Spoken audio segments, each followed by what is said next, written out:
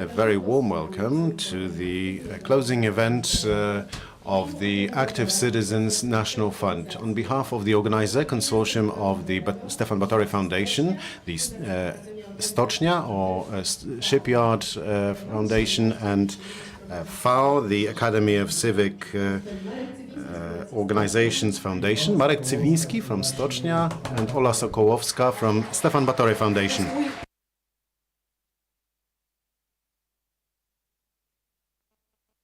We are very happy to be able to meet with you at Kino Muranów at the closing event of Active Citizens, the National Fund.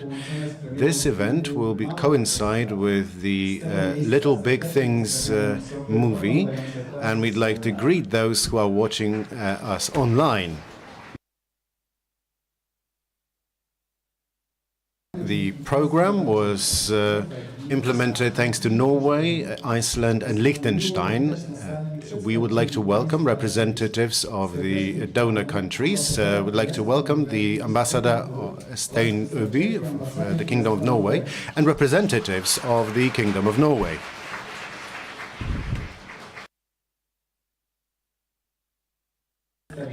Representatives of the Embassy of Iceland. Representatives of the Financial Mechanisms, Financial Measures Office in Brussels. Deputy Minister of Justice Zuzanna Rudzińska-Bluszcz. Representatives of grant recipients, experts of the program, all the other guests, and representatives of the Active Citizens National Fund Consortium. Now we would like to invite to the stage the ambassador of the Kingdom of Norway, Øystein. Please come to the stage.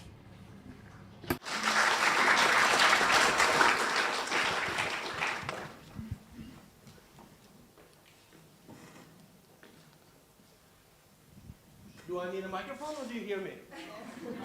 It's over there. I'm getting old. Dobry wieczór, panie ministrze, państwu, drodzy przyjaciele. It is indeed a pleasure to be here at this closing event of one of the two highly important NGO programs in Poland.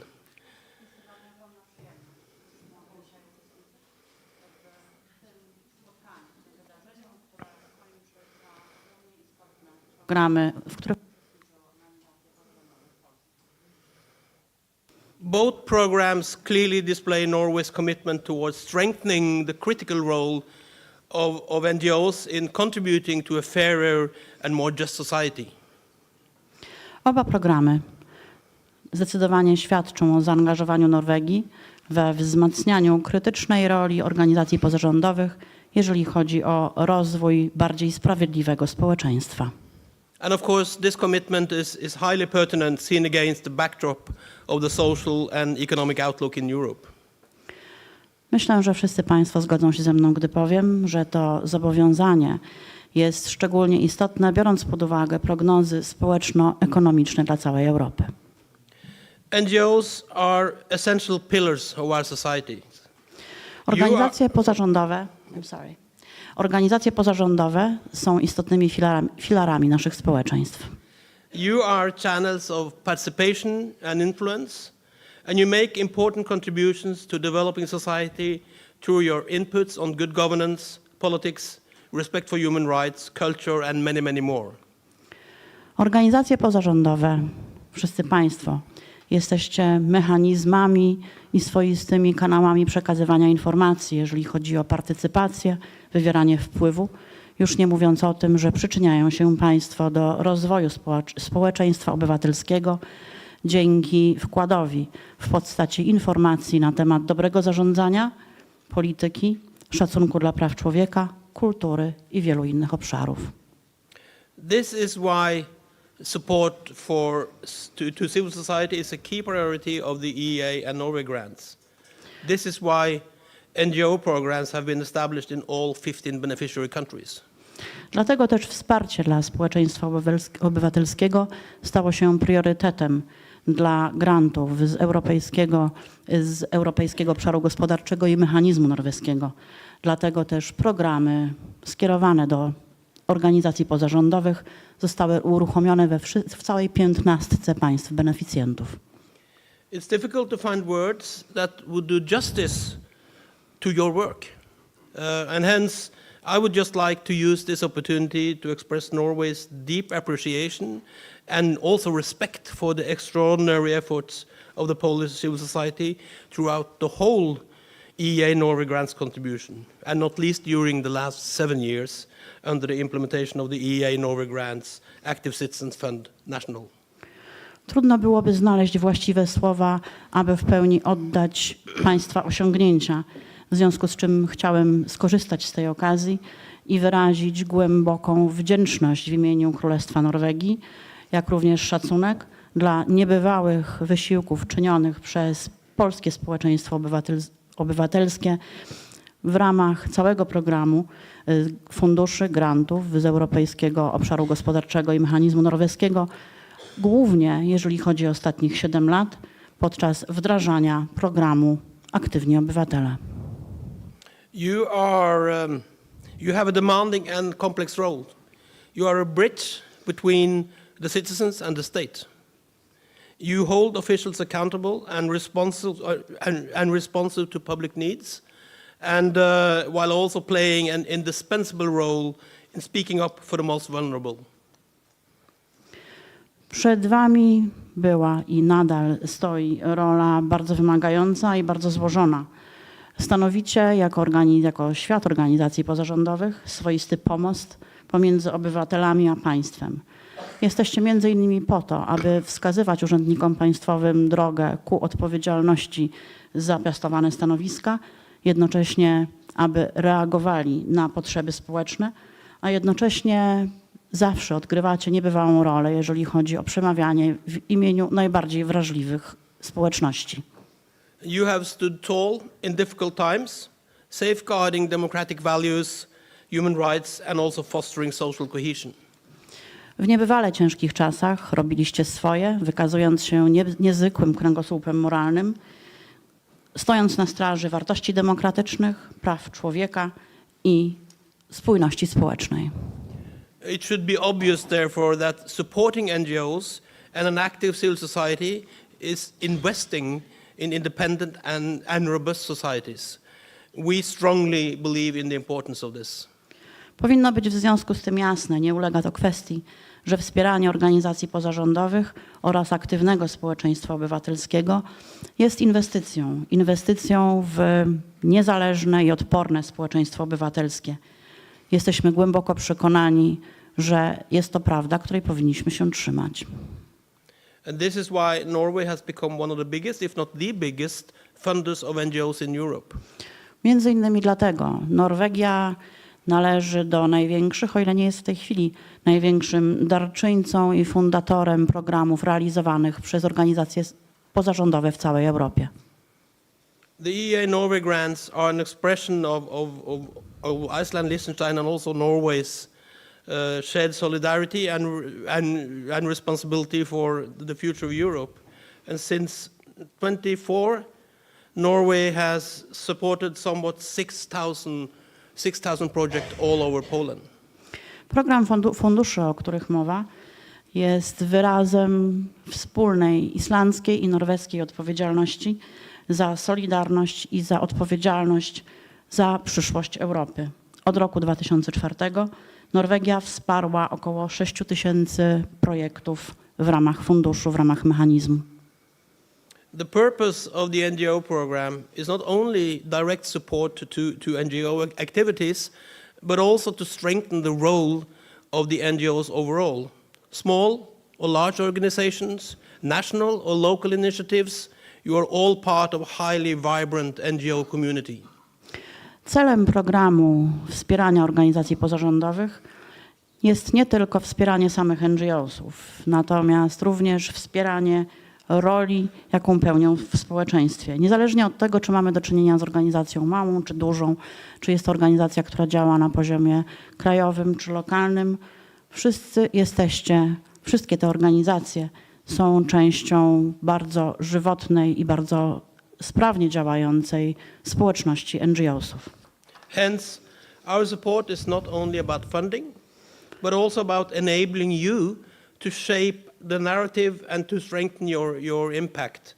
You must be seen all as an essential part of society in every country.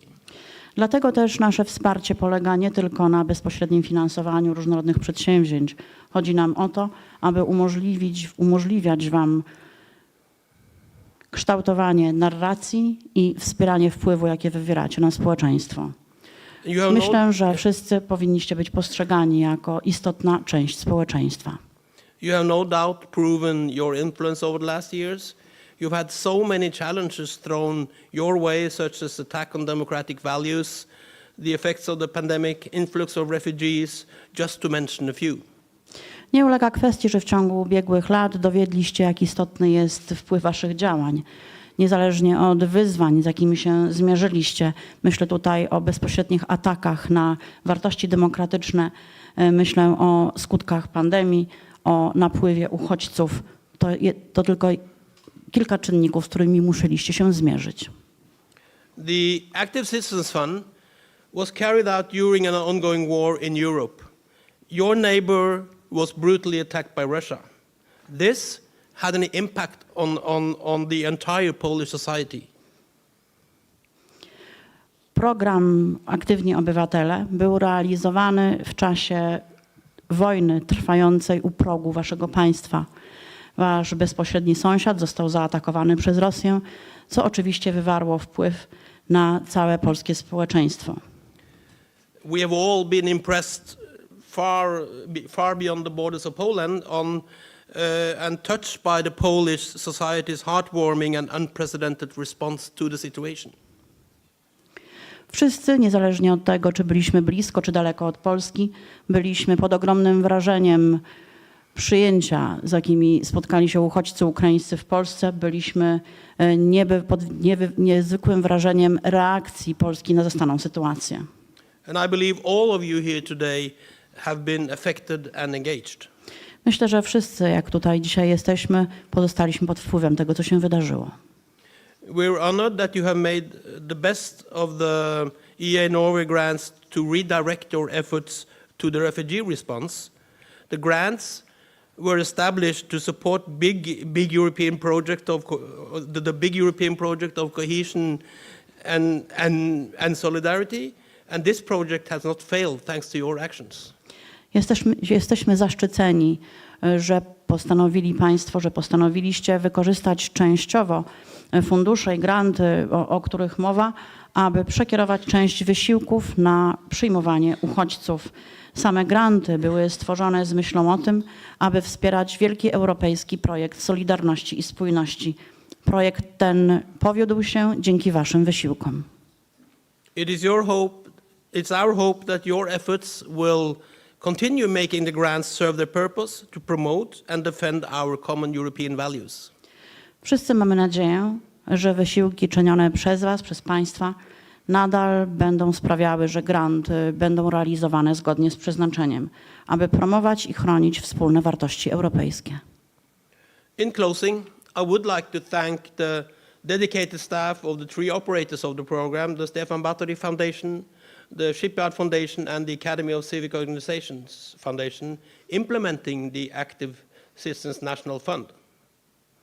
Kończąc, chciałbym złożyć serdecznie podziękowania na ręce pracowników trzech operatorów samego programu. Fundacji imienia Stefana Batorego, Fundacji Stocznia oraz Akademii Fundacji Organizacji Obywatelskich, które zajmowały się wspólnie wdrażaniem krajowego programu Aktywni Obywatele. You all really understand the needs of the NGO sector and you have been vital in building its capacity. Without your determination and hard work over the past years, it would not have been possible to get where we are today. Dowiedliście tego, że faktycznie rozumiecie potrzeby sektora organizacji pozarządowych i odegraliście bardzo istotną rolę w budowaniu ich możliwości operacyjnych. Bez waszej determinacji, bez waszej ciężkiej pracy w ciągu ubiegłych kilku lat nie dotarlibyśmy do punktu, w którym znajdujemy się dzisiaj.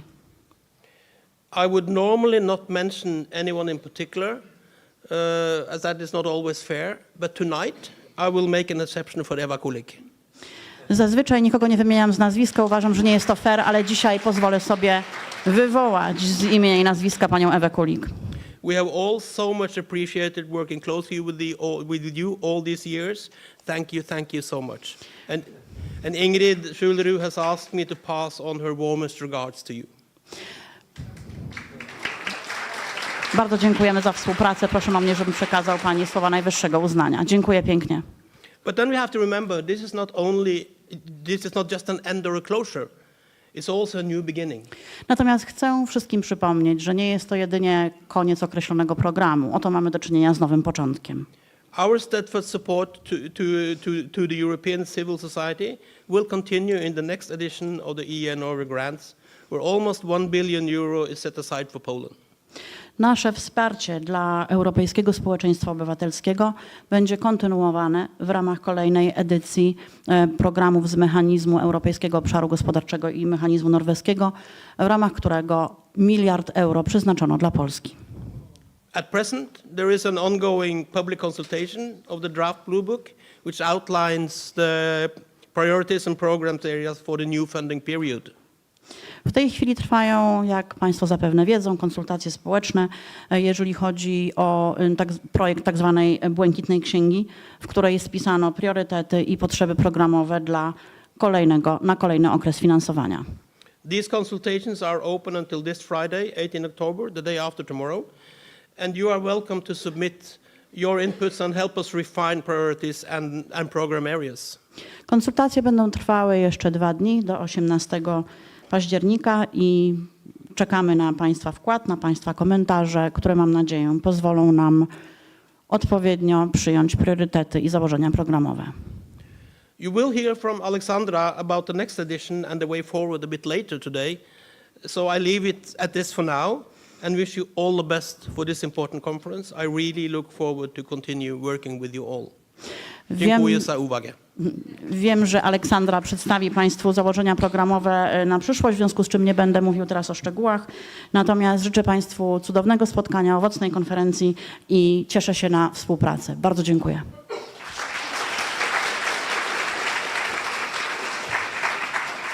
Dziękujemy bardzo. Thank you very much. And now we'd like to invite to the stage Jan Hernik, representative of the Embassy of Iceland.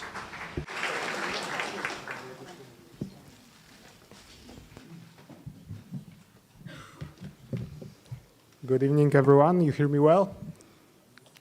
All right. Dobry wieczór, mam nadzieję, że mnie słychać. So, ladies and gentlemen, dear friends and colleagues. Szanowni Państwo, drodzy przyjaciele i koledzy. It is a great honor for me to be here tonight and say a few words on behalf of His Excellency Ambassador Fredrik Jonsson. Bardzo się cieszę, dla mnie ogromny zaszczyt, że znalazłem się wśród Państwa dzisiejszego wieczoru i że będę w stanie, że będę mógł w imieniu Jego Ekscelencji ambasadora Fredrika Jonssona powiedzieć parę słów. The Active Citizen Fund program is a key element of our activities within the EEA grants in Poland. Program Aktywni Obywatele jest kluczowym elementem naszej działalności w ramach funduszy z Europejskiego Obszaru Gospodarczego w Polsce. Iceland treats its guiding principles, such as respect for human rights, dignity, equality, and the rule of law, as fundamental pillars of a democratic society. Islandia uważa wartości przewodnie zawarte w programie: poszanowanie praw człowieka, godność, równość, zasady państwa prawa za zasadnicze filary społeczeństwa demokratycznego. We are proud to be part of this important undertaking here in Poland as well. Jesteśmy dumni, że również w Polsce możemy być częścią tego istotnego przedsięwzięcia. Since the beginning of the Icelandic embassy here in Warsaw, our mission has been actively cooperating with non-governmental organizations that are operators of the Active Citizens Fund. Od pierwszego dnia funkcjonowania ambasady Islandii w Warszawie, w Polsce, nasza placówka aktywnie współpracowała z organizacjami pozarządowymi, które są operatorami programu Aktywni Obywatele. As part of this program, 589 social organizations, leaders and partners implemented as many as 501 projects and grants. W ramach tego programu 589 organizacji społecznych, naszych liderów i partnerów, zrealizowało aż 500 projektów i dotacji. During the program, 430 social campaigns were carried out, reaching an impressive 60 million recipients. Over 30,000 people benefited from various support, including psychological and legal assistance. Program objął 430 kampanii społecznych, które dotarły do imponującej liczby 60 milionów odbiorców. Ponad 40 000 osób skorzystało z różnych form wsparcia, w tym pomocy psychologicznej i prawnej. I would like to express my great appreciation to the Battery Foundation, the Shipyard Foundation, and the Academy of Civic Organizations Foundation. At the same time, I would like to thank each and every one of you individually. It is your commitment that made it possible for us to achieve these impressive results. Chciałbym wyrazić ogromne uznanie dla Fundacji imienia Stefana Batorego, Fundacji Stocznia i Fundacji Akademii Organizacji Obywatelskich. Jednocześnie chciałbym wszystkim Państwu podziękować, każdemu z osobna, ponieważ to dzięki Waszemu zaangażowaniu udało nam się osiągnąć te niebywałe rezultaty. It is also worth emphasizing that bilateral cooperation within the program was extremely fruitful. Warto także podkreślić ogromnie owocną współpracę dwustronną w ramach programu. This success is also due to the organizations from Poland and Iceland, which jointly implemented projects. Sukces ten zawdzięczamy również organizacjom polskim i islandzkim, które wspólnie realizowały poszczególne projekty. And of course, these achievements would not have been possible without the support of our friends and allies from Norway and Liechtenstein. Trzeba również podkreślić, że osiągnięcia te nie byłyby możliwe bez wsparcia naszych kolegów z Norwegii i Liechtensteinu. We are grateful for the cooperation during the funding period, and we look forward for many more years of joint activities for the development and strengthening of civil society. Jesteśmy wdzięczni za dotychczasową współpracę w ramach właśnie kończącego się mechanizmu i już oczekujemy kolejnych lat wspólnych działań na rzecz rozwoju i wzmacniania społeczeństwa obywatelskiego. On behalf of His Excellency Fredrik Jonsson, I would like to sincerely thank everyone involved in the Active Citizens Fund, the national program, and I wish you continued success in your activities. Thank you so much. W imieniu Jego Ekscelencji, pana ambasadora Fredrika Jonssona, pragnę serdecznie podziękować wszystkim zaangażowanym w realizację programu Aktywni Obywatele Fundusz Krajowy i życzę kolejnych sukcesów. Dziękuję bardzo.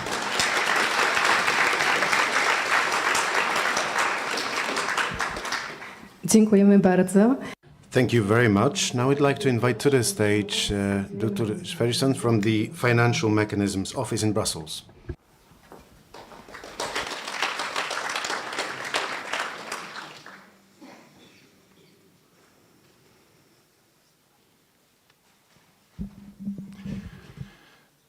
It's really great to be here tonight.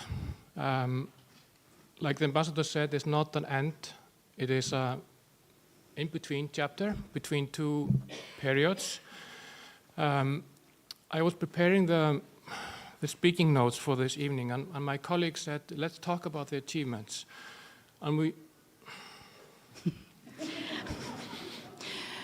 Dobry wieczór, dzień dobry. Bardzo się cieszę, że znalazłem się wśród Państwa dzisiejszego wieczoru.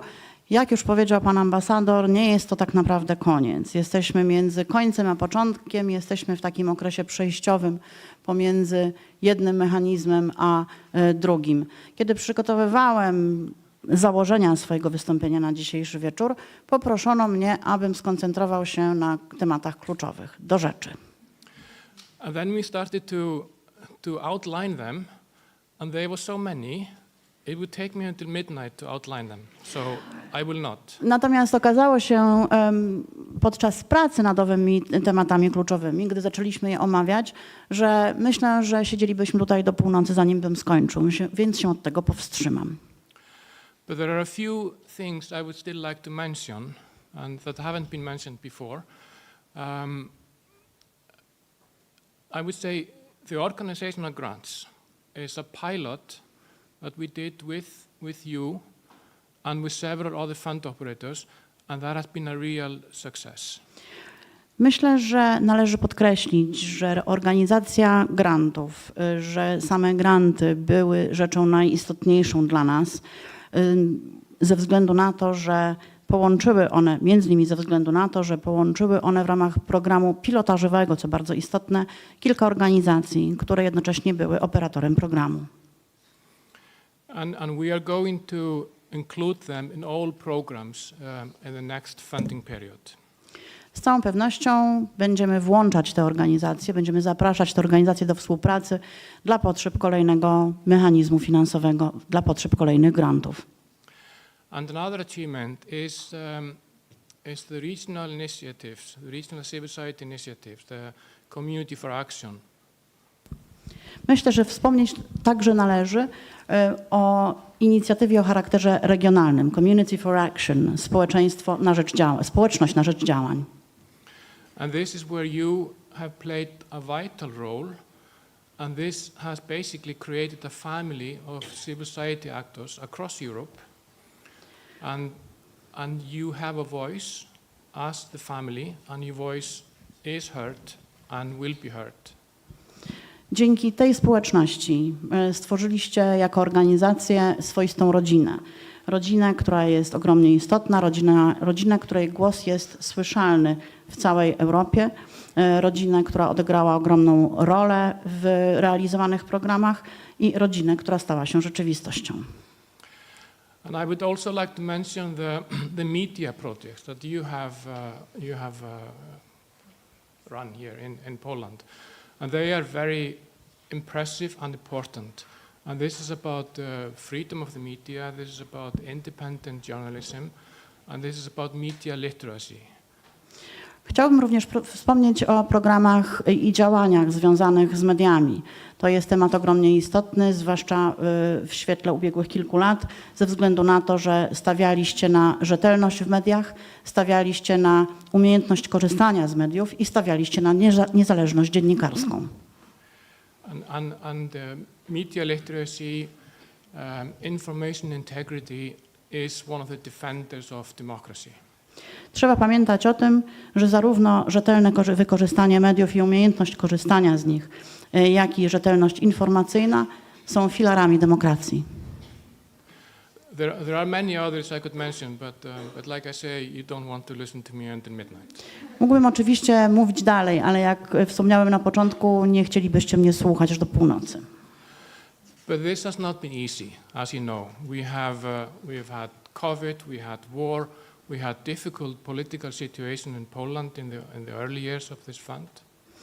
Jak Państwo wiedzą, jak wiecie, ten mechanizm, realizacja tego mechanizmu finansowego zbiegła się z bardzo trudnym okresem. Dotknął nas COVID, dotknęła nas wojna, państwa Polaków dotknęła trudna sytuacja polityczna. And when I think back about all these challenges we have had, it's just the resilience of all of you has been absolutely astonishing. Myśląc o tych wszystkich przeszkodach, o tych kłodach, które były wam rzucone pod nogi, pozostaje mi jedynie wyrazić ogromne uznanie dla odporności i uporu, z jakim prowadziliście swoją działalność. So thank you so much for being a very, not just reliable, but inspiring partner in running this fund in Poland. W związku z czym serdecznie wam dziękuję. Nie tylko za rzetelność w realizacji poszczególnych projektów, ale również za to, że staliście się dla nas wszystkich źródłem inspiracji. And we are setting up a new fund now, and it's roughly 300 million euros. When will it be launched? Hopefully very soon. I'm sorry, could you repeat the number, please? 300 million. 300. Yeah, I know, it's hard to believe. 300 million euros. Tworzymy w tej chwili nowy mechanizm, który obejmuje 300 milionów euro. And you will see some shift in what we will be focusing on, and you will see it also in the blue book that you have all been reading very thoroughly. We're going to see more focus on democracy, human rights, rule of law, these core common European values. Zauważycie pewne zmiany w porównaniu z poprzednim mechanizmem. Zostały one już odzwierciedlone treścią niebieskiej księgi, którą zapewne już czytacie do poduszki. Będziemy przykładać większą wagę do rozwoju demokracji, praw człowieka, zasad praworządności i najistotniejszych wartości europejskich. And information integrity is one of the areas we will be focusing on, not just in the ACF or Civil Society Fund, but also in other programs. And I think that is also an important part of what the grants will be doing in the next round. Będziemy również stawiać przede wszystkim na rzetelność informacyjną, nie tylko w ramach samego programu ACF, ale również w ramach innych grantów i myślę, że to również nie umknie waszej uwadze. Okay, but it's not midnight, but I'm stopping here, and I just want to thank you so much. I feel really privileged to be a part of this family. Thank you very much. Bardzo dziękuję. Wprawdzie nie ma jeszcze północy, ale tym samym kończę. Chciałbym najserdeczniej, kończąc, podziękować wam wszystkim za udział w programie. Chcę również podkreślić, że czuję się zaszczycony, będąc częścią tej rodziny, o której wspominałem. Dziękuję z serca.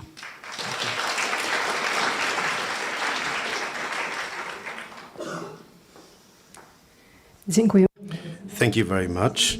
And now I'd like to invite to the stage a representative of the Active Citizens National Fund Consortium, Ewa Kulik-Bielińska from the Stefan Batory Foundation, Lidia Kuczmierowska from Academy of Civil Organizations, and Kuba Wignański from the Shipyard Foundation to tell us in a few words what was most important for them in the program.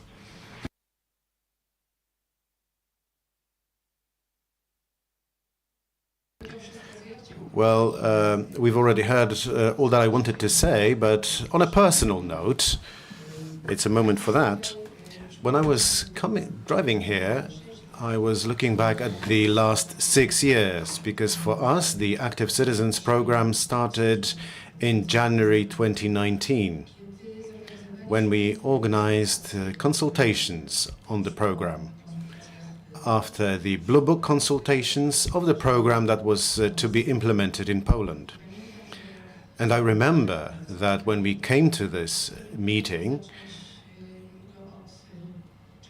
we couldn't start with something that was very important. 3 days ago, before, Mayor Paweł Adamowicz of Gdańsk had been murdered. And it was a sign of the times, because the 6 years was marked by crises. It was marked by a time that was difficult for the Polish public and Polish NGOs. And there was crisis after crisis, starting with the rule of law crisis, through the attack on women's rights, through the pandemic, the humanitarian crisis on the Polish-Belarusian border, the war in Ukraine, and the wave of refugees in Poland. And throughout these crises, civil society and NGOs always rose to the challenge. They were the first to defend the rule of law and democracy. They were the first to defend those who were under attack. They were the first ones to provide assistance. The civil society passed the exam over the 6 years, and the Active Citizens program accompanied them.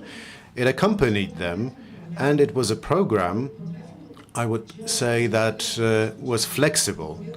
It responded to needs of both the civic society and NGOs. And I'd like to thank the donor countries, because it's thanks to their flexibility, and you not always encounter this flexibility among donors. From the very beginning, we saw this flexibility from the moment COVID struck. We gave up on something that we could not give up in EU-funded programs, our own contribution. We did not have own contributions. We did not have any reserves in Poland after COVID. NGOs were in crisis. Then the idea that Hjörtur mentioned, a great idea, the organizational grants, institutional grants, not for projects, but for the basic functioning of NGOs. For the NGOs to be able to react flexibly to crises, challenges, and problems that they were coming across. Because the reality we live in is very much unplanned. We have been planning the program in 2018. We've been implementing it in 2019, 2024. This program became a model program also for EU funds, and this is the biggest success. It shows that it worked. The new program that was implemented by the EU, the Citizens' Equality, Rights and Values, benefits from the experience of the Active Citizens program and the way that donor countries approached the funds in a flexible, open way, open to new ideas, a way that allows all of us to achieve impact. We thought that it would be very difficult to exert any impact for us. We thought that we would not be able to deliver because circumstances were changing so quickly. But in spite of the changing circumstances, the civic society rose to the challenge, and the results, the impact of the program that we're going to talk about are truly impressive. And I'd like to thank all those in the room for that, because all of you implementing these programs, working on a daily basis with your colleagues and the people you served, you are the heroes of the Active Citizens program. Thank you very much.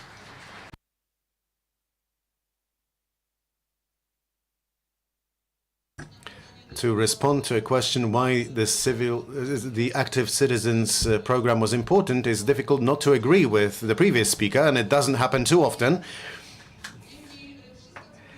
But all that was said, I think, had a decisive influence on the outstanding importance of the program.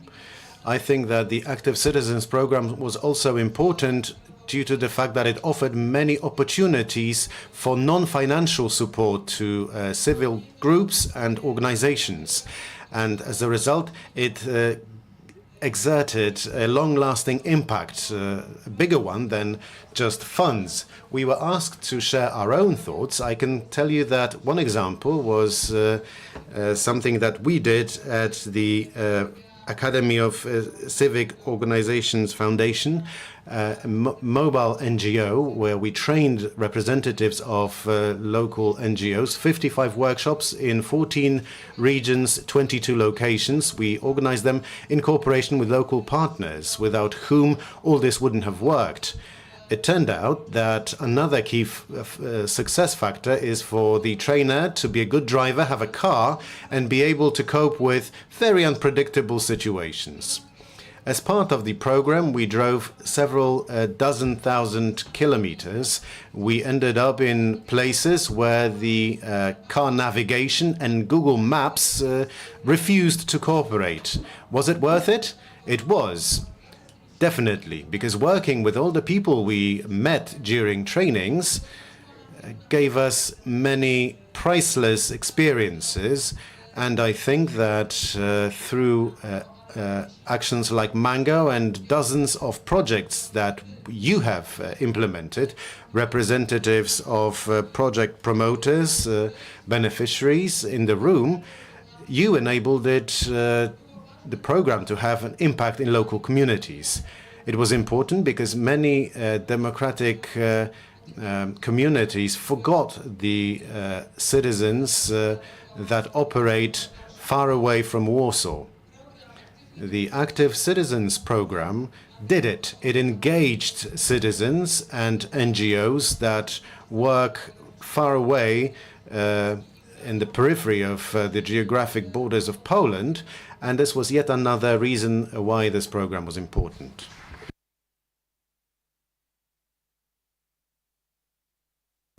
I'm not great at 120-second speeches. I was instructed not to talk about the things that we already heard.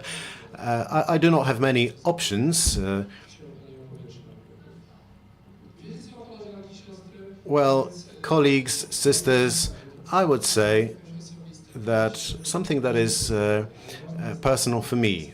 We're going to thank many people, but what matters to me is that the donors, but specific persons, have shown decisiveness, integrity and rigidity when it mattered. And they were also trusting and flexible when it was possible. And this combination was very important. I'm not going to talk for long. I'm very happy because I looked at various statistics. The applications for the program came from 90% of the powiats, counties in Poland. This was a program that everyone knew about. That's clear. It was not exclusive in any way. It gave resources to many NGOs, and I would like to emphasize in the difficult times it protected the critical infrastructure of the Polish civic society. I know a lot about it, and you cannot not appreciate you being in the right place and the right time. You have shielded what is very precious, and we should not waste it. We should be relying on one another. Many things are not ending. Fighting for democracy is not ending. If you don't work for democracy, it can be toppled. And it's not just about money, it's about many other decisions. It was a very good program from this point of view. Thank you very much.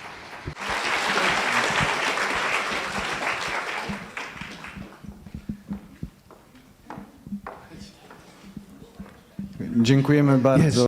Thank you very much to the representatives of the consortium for taking the floor. And now we'd like to invite you to the next part, which will involve, well, it's going to be a quiz. We were thinking about whether we should have a quiz or a presentation about what we've been able to achieve as part of the Active Citizens National Fund, and we opted for a quiz.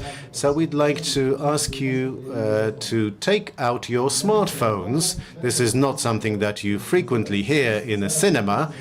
So we're going to have a quiz, and I will explain the rules in a moment.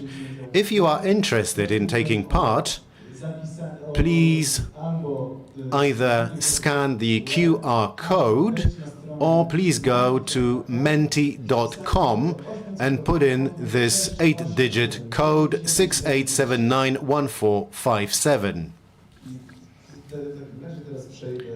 And I will now proceed to explaining the rules. On the menti.com, we have a quiz consisting of 10 questions.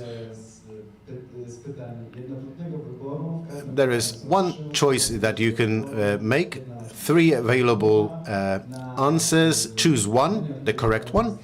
You have 20 seconds to reply. And what matters is both the right answer and your reaction time. And this is how points are calculated. And I'm talking about points because the best 16 people receive prizes.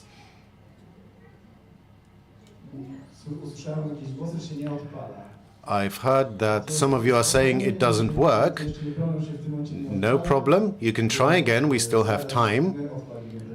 We will launch the quiz shortly, but we already have 87 participants, and I'm very happy. If you are experiencing problems, please use your neighbor's assistance. It will be difficult for us to help you from the stage. And I have a message for those of you who are with us online. Of course, you are also welcome to take part. Unfortunately, the prizes are only available for those of us who are with us physically in the room, but I encourage you to take part just for satisfaction. I think that we can begin, or maybe we... All right, let's get to question number 1. Question number 1, very simple. In which year was the first call announced as part of the Active Citizens National Fund?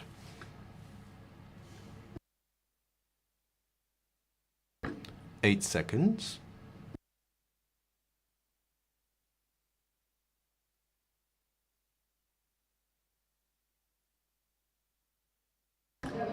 The correct answer, as you can see, 2020. In 2019, we signed the agreement, but the first call was announced at the beginning of 2020. And now we'll proceed to question 2. You can see the ranking here. For now, congratulations to Paulina. Question number 2.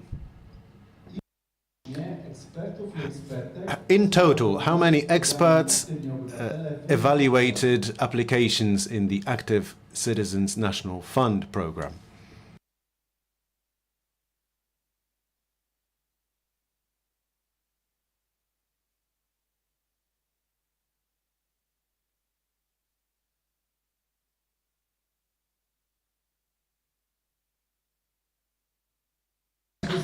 Most of you gave the right answer.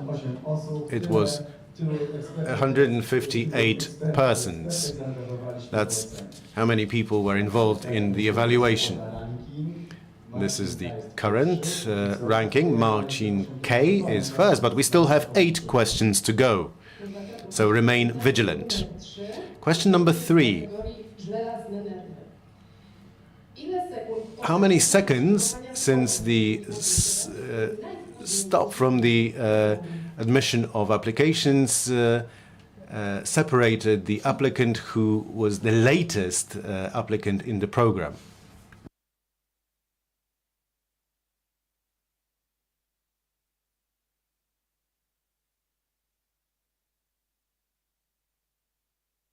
Three seconds.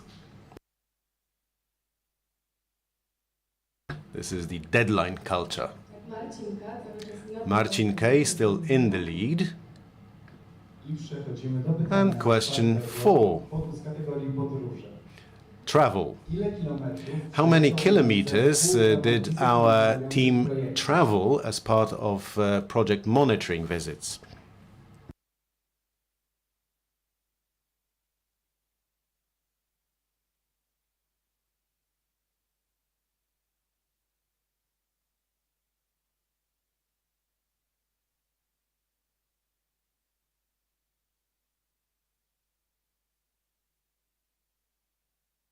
Very well. Many people. We have accountants in the room. The first answer is the length of the equator. So we almost circled the world twice. Question number 5. International cooperation. How many times did we visit the donor countries as part of the program? Let me add that these are visits organized as part of the project and those organized by us, the program operator.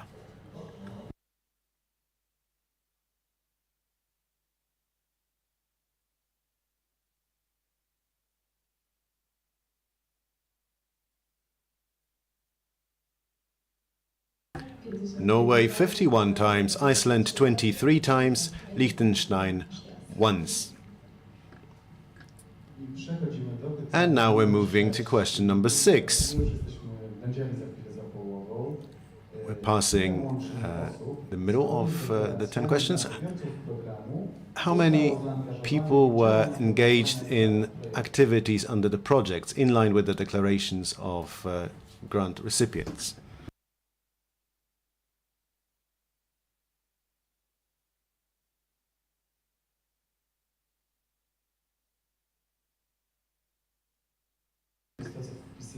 This is what you put in the outcomes and results table in your reports.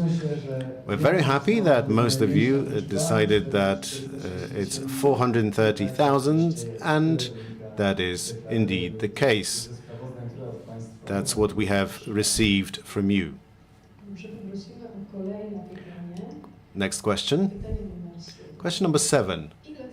How many networking and training meetings and webinars for grant recipients have taken place as part of the program?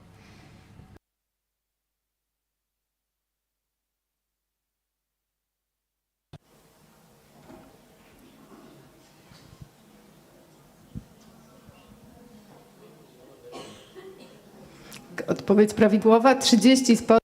Okay, so it's 30 meetings and 78 webinars, 3 questions to go. Let's take a look at the ranking. Now, Karolina was first before, and she is still number 1. Okay, so let us now move to the next question. What was the brocade and plush educational cycle all about?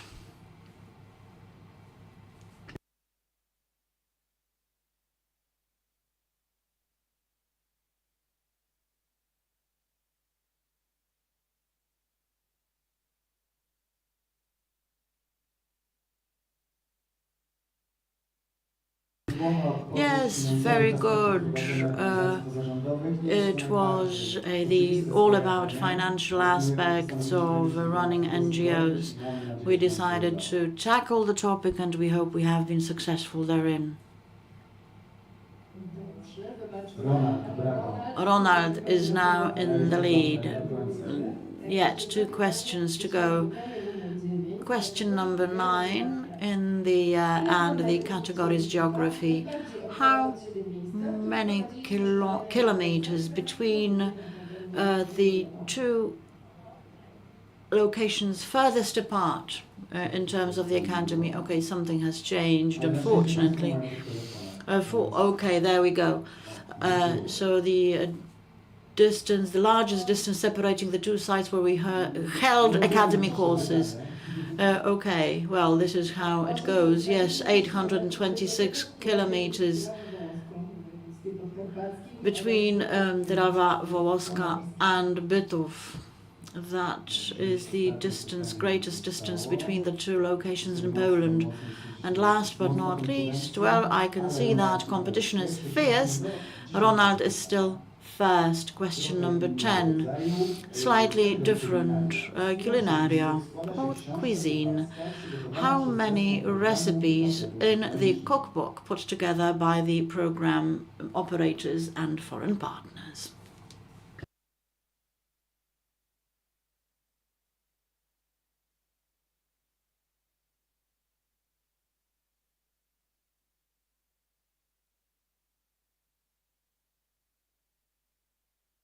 Okay, 19, that's the correct answer.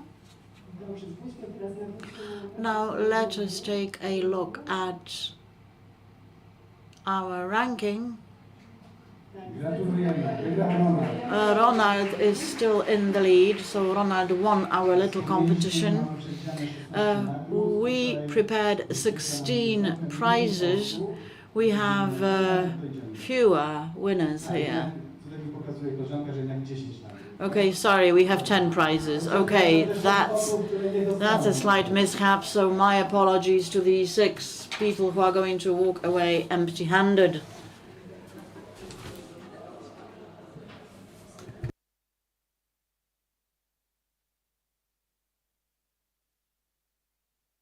Sylwia Sobiepan, the director of the Active Citizens Fund National Program, she will present awards and she will take the floor.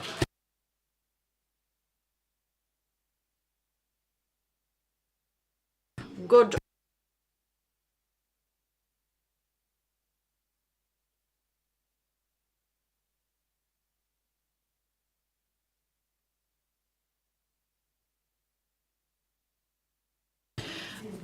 I would like to congratulate you on your extraordinary knowledge of the program. I have no idea whether we would be able to answer all these questions correctly. My heartiest congratulations. Okay, there we go. My assistant had decided to get ahead of himself and present the prize. Okay, this, ladies and gentlemen, is Ronald. Okay, who's next? Patricia, do join us here on stage, please.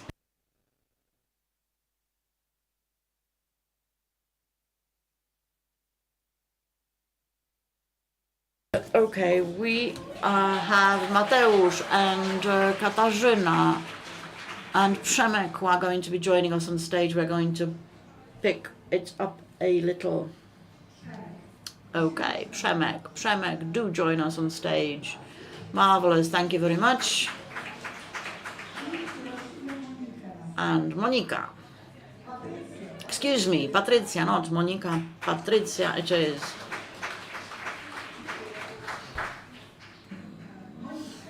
Monika. Beautiful.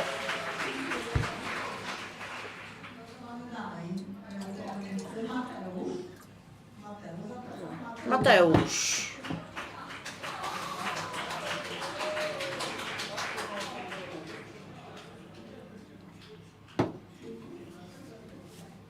Thank you very much and congratulations. Katarzyna.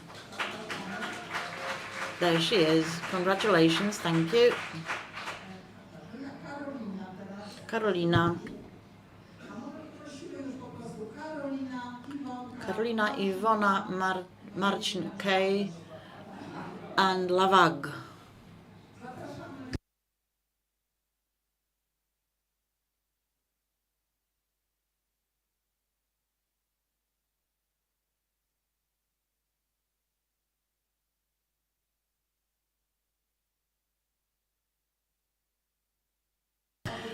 Yes, 3 more people should be joining us here on stage. Do join us here.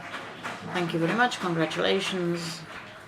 Don't be shy. Join us here.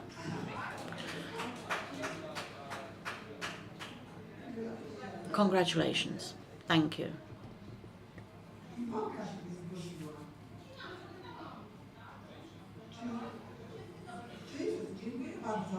Okay, those are all our winners. Thank you for taking part. I would like to say a few words.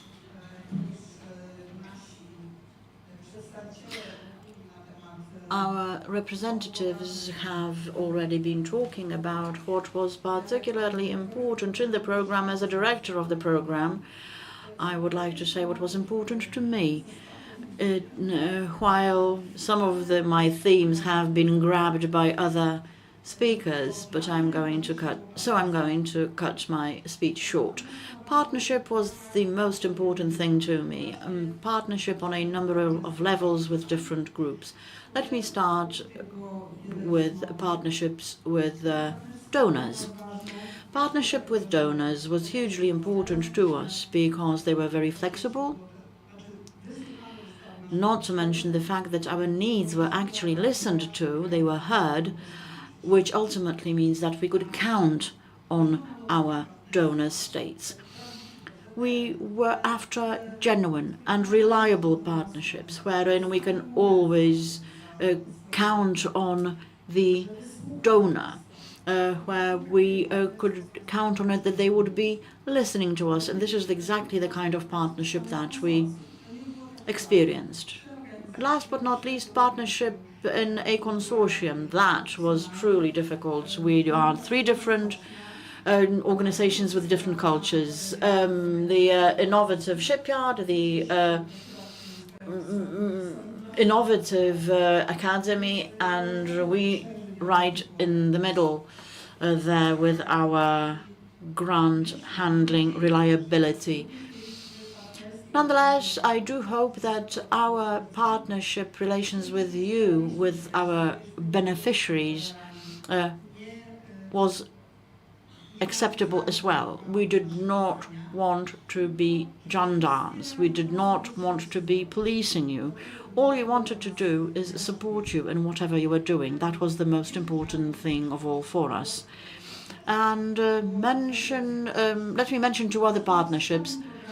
Our sister program, the Regional Fund, was another partnership. We had joined forces with them to organize study visits, and we hope to be working with them in the future as well. That is another thing that has also been mentioned. We were working with the regional operators. We were working with foreign operators. We put together the community for action with them in order to present whatever is important to us to the outside world. This partnership is a true value to me, and this program has been based on values. Thank you very much.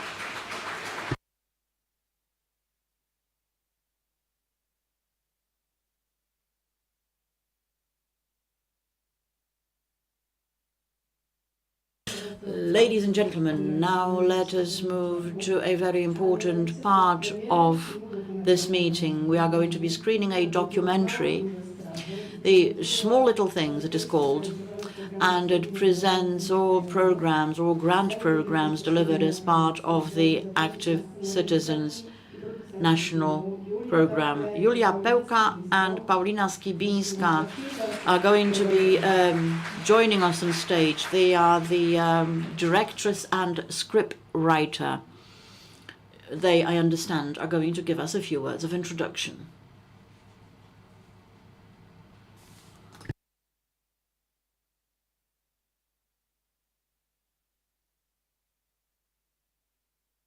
Thank you very much for inviting us to join the program. A very sincere thanks to the Batory Foundation. We would like to also thank all the actors who took part in the movie. I must say that it was an honor for us to take part in the program, to put together this documentary. We love making documentaries because they allow us to meet such magnificent people as yourselves. We also get the opportunity of making films that are about truly important things, and thus we hope to be making a little history. Enjoy the movie.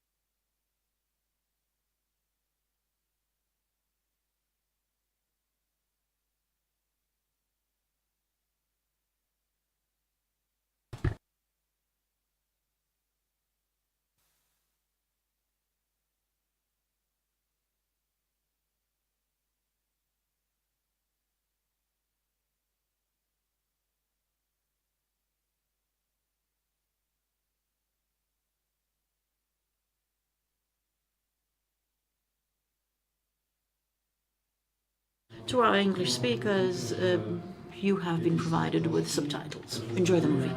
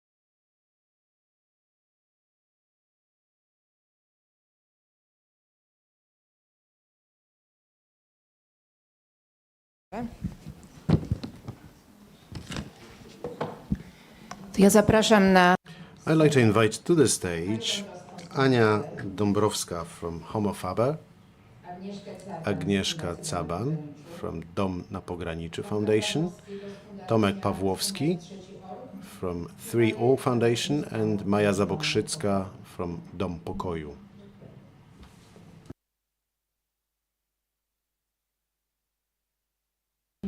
Watching this documentary, I had a sense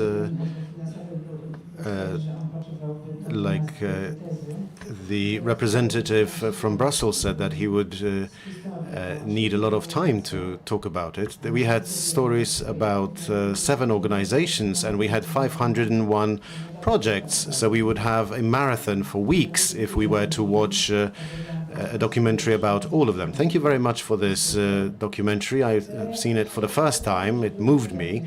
Now I'd like to have a conversation. And I invite you to take part. We will offer you the opportunity to speak. I split it into 2 parts. We're going to talk about the past first and then about the future. Let's now talk about the past. I know it's difficult to focus solely on the past because you instantly talk about the present and the future. We always had a problem when we were writing our annual report. We were already talking about what we were planning to do next year. The Active Citizens program was implemented throughout a number of crises. I'm not going to repeat the list. I think you all have your own calendar of crises. We also had local crises, different challenges. During the period, we also had a number of elections, and one set of elections that did not come to be, the so-called envelope elections by post, and that was something that did not happen. It would not guarantee honest voting, and it ended with elections in October last year. This was the election that mobilized the biggest number of voters ever. Even in the period after the transformation, after 1989, the number of people that went to vote was lower than in October last year. Huge mobilization, huge voter turnout. We had a lot of campaigns promoting participation in elections by NGOs. The question is, in light of all the challenges and crises, how did NGOs cope with this situation? Well, you can generalize, you can share your opinion or the experience of your organization. You come from different backgrounds. In your opinion, did you find a new model of adaptation for NGOs to the challenges? Has anything changed in the way NGOs operate? Did you see any new trends, directions in civic activity, new forms of activity? And if so, what kind of new activities? What was the impulse for them to come into being? Let's start with you, Ania. You're seated on the right, and then we'll go to the left, unlike you might have expected. Good evening. Thank you very much. It's not an easy job, but I know that I have very little time. I'd like to share with you 4 flashbacks that I have from the last few years. One is a moment where I find my own photograph in a report of the fortunately former deputy minister next to my friends with whom we are working against discrimination in schools, and we are pictured as people who are harmful to the morality and order of children. This is something, this was a stolen picture from Facebook. I called all the people that I know for so many years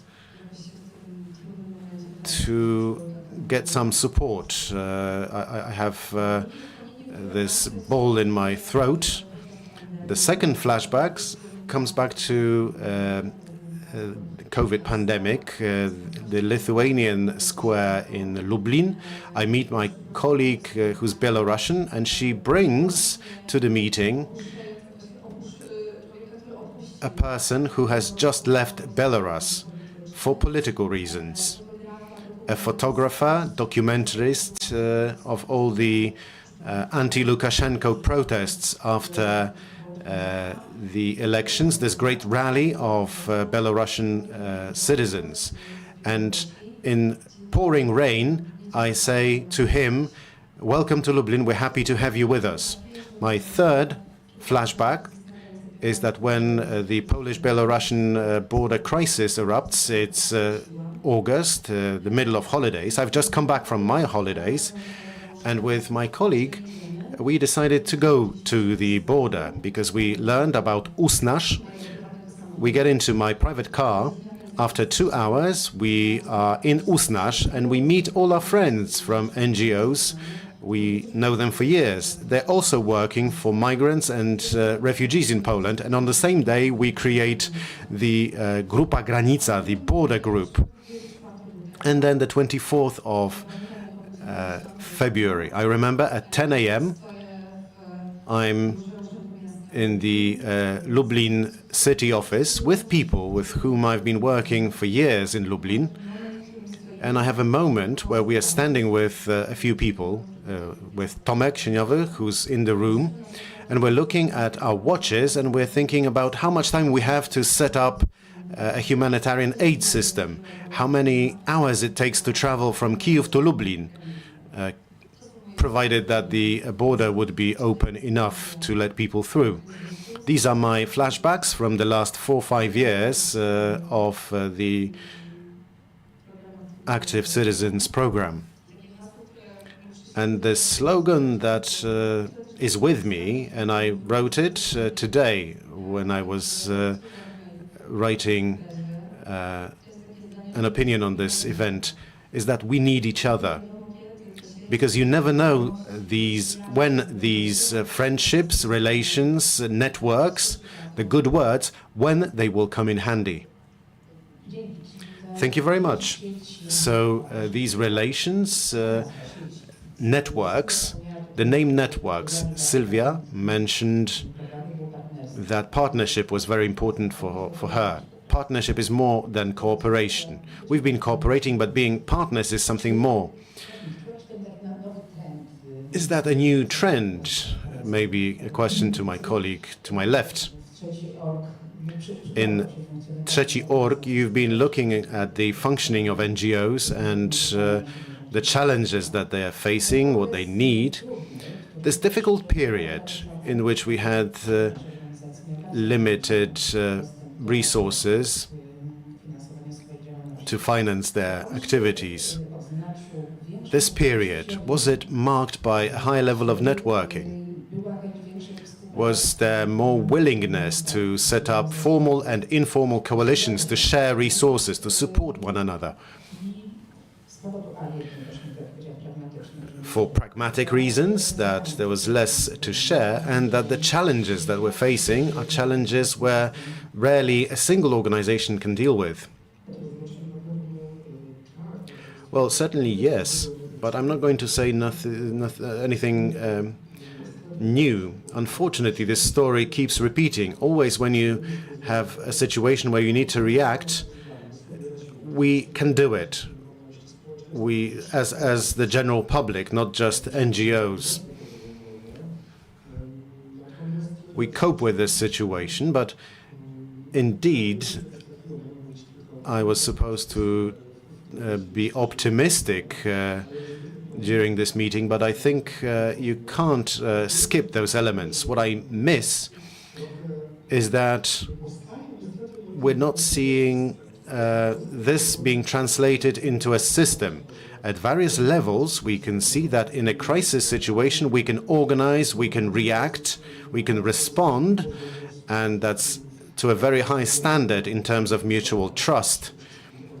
trust of NGOs to one another, citizens to NGOs. But what I miss is that after all this, we have nothing left in terms of a fixed system that would be built with the support from the civic society, with NGOs, with local authorities and the government. We are hearing discussions, but we're still going back to square one. When something happens, we can organize and respond. But still, we don't have ready-made solutions. I mean, a broader picture here, not just NGOs. Now, concluding, it is clear to me that in crisis situations, we can trust one another. Organizations enjoy public trust, and we as NGOs can cooperate. We can structure it to be effective and efficient. Thank you very much. Maja, you were working on a difficult subject. We did not talk about it, but to go back to the beginnings of the program and talking about the death of Mayor Adamowicz, the mayor of Gdańsk, during the annual celebration organized by the Great Orchestra of Christmas Help. This was a death resulting from a hatred campaign against the mayor, and this was a result of deep polarization in the general public. This is something that you see in Poland, but also globally. You, in your NGO, are working to try and talk above those divisions. What is your take on this period, the last few years? Has anything changed? What is your take on the role of NGOs in this attempt to build bridges and talk above divisions? We can be beautifully different, but be different, not willing to kill one another. So let's be a little bit positive, if we can at all. Yes, we can. Well, our experience has been that people are more and more tired of this politicization. And actually, it does happen that we are coming to a standstill because of the of people not being able to talk to one another. When the war broke out, people said, no, this is not time for dialogue, the war has broken out. And several months later, it turned out that we have to talk, otherwise we are always going to be on two sides of the same barricade. So we do need dialogue, we do need consensus, and I would take it a little bit further.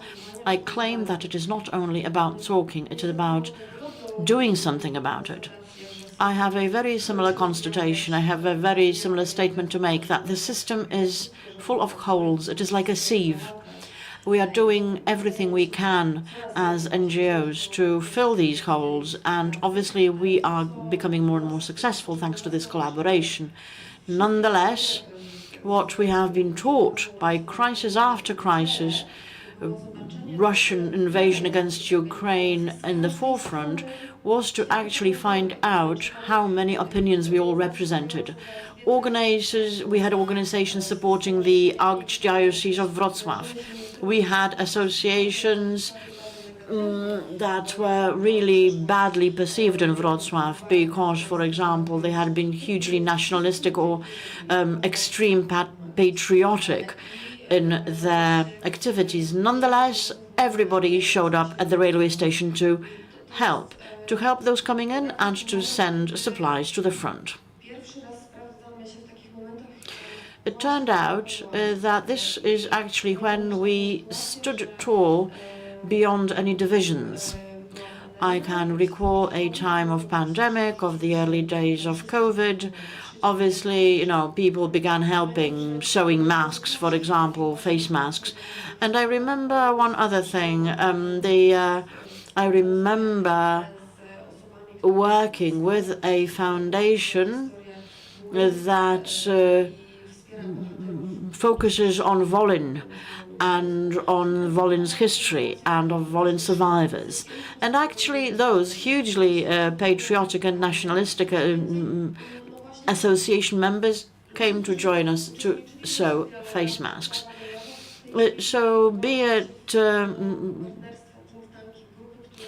from the left or from the right, everybody chipped in, and now they are forming think tanks. This is the format that we have decided to take on in order to build Polish-Ukrainian consensus. This is something that we absolutely need. We are witness to acts of aggression and microaggression requiring forceful response. And this is what we have been pondering, what to do. We definitely have to reach, for example, the football followers community on the one hand and ultra-left associations on the other. Agnieszka, you are working with a large ethnic minority, the largest one, yes, the Polish Roma.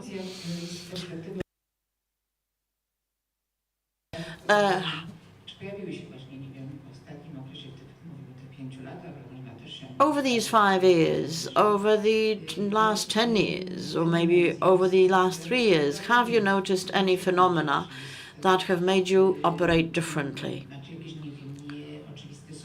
Have you forged any non-obvious alliances? Do you have non-typical partners? Has anything changed? Or is it a certain constant? Well, when Anya began talking about the unexpected alliances, I recalled the very early days of the full-scale Russian-Ukrainian war. Anya called me and she said, you know what, we have a Roma family in Lublin. This is how it all began. I established an informal group with my friends and colleagues, Poland, Roma, Ukraine. And it was phenomenon after that. From the Romophobia, or indeed anti-gypsy movement. This is something I had encountered myself by identifying with the Roma minority, through to something totally different, where the Romophobia bias against Roma communities had been present. Nonetheless, we actually met challenges in different organizations, these challenges tying in with hidden Romophobia that is quite typical for the Polish society, and yet it turned out that it was also typical for Ukrainian refugees fleeing the war. It turned out that we actually encountered this kind of double Romophobia. Nonetheless, I was happy to see solidarity between or among NGOs with a focus on the Roma community and NGOs with a broader focus on social issues and anti-discrimination. Actually, when I look around this movie theater, I can see very many people whom I had been working with, be it as a trainer or as a project contributor. It is all about, I believe, continuous education of the community and of communities, because it is not only about our small Roma community. I think that certain things have been done away with in terms of refugees, for example, Ukrainian refugees. Nonetheless, when it came to Roma citizens or Roma nationals, we had problems. We encountered problems with people taking in Roma citizens, with Roma children being enrolled in schools, and how people approach the Roma community in general. We are actually part of the GID project, the gender-related discrimination program, and we are going to be addressing journalists with that program in order to foster information integrity. in order to prevent disinformation present across social media. We are trying to show how important and how tragic disinformation can be. This is a problem that we have and shall be facing in the future. Unfortunately, disinformation can affect those mostly marginalized, the Roma community included. All right, so a very simple question. Where have you succeeded over the last 5 years? What kind of, cool solutions can you mention? What kind of success can you mention in terms of operating in the NGO format? And had you achieved anything? What was the original source behind it? Was it all about what you carried within, or was it all about external factors? Anna, I think that what you have experienced was a phenomenon of collaborating with a local government that you tried to work for years, and things did not happen, not to mention business circles, and all of a sudden, overnight, things changed.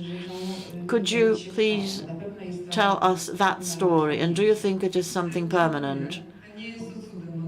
And that is no miracle, no abracadabra there. What did happen was hard and persistent work. And truly, after many years of collaboration, for the better or for the worse, has so far brought truly interesting outcomes. It all began in 2010. Thanks to the Stefan Batory Foundation, we had the opportunity of preparing the earliest monitoring of how foreigners function in Poland, specifically in Lublin. And we were simply monitoring circumstances of a non-EU member state national arriving to Lublin. We were trying to answer the question, what kind of challenges does this person encounter when it comes to making his or her stay in Poland, in Lublin, legal? In order to actually be fully legal, you have to take 11 to 13 steps. And that may seem daunting even to us, Polish speakers, people familiar with local government and its structures, knowing where the town hall is, knowing the specificity can be, all that can prove daunting, as said. And now take a person who is a non-Polish speaker, very often stressed and frustrated with what is going on around her or him. This is something that we found a surprise. We decided to focus on it and take a closer look at institutions responsible for making arrivals to Lublin legal.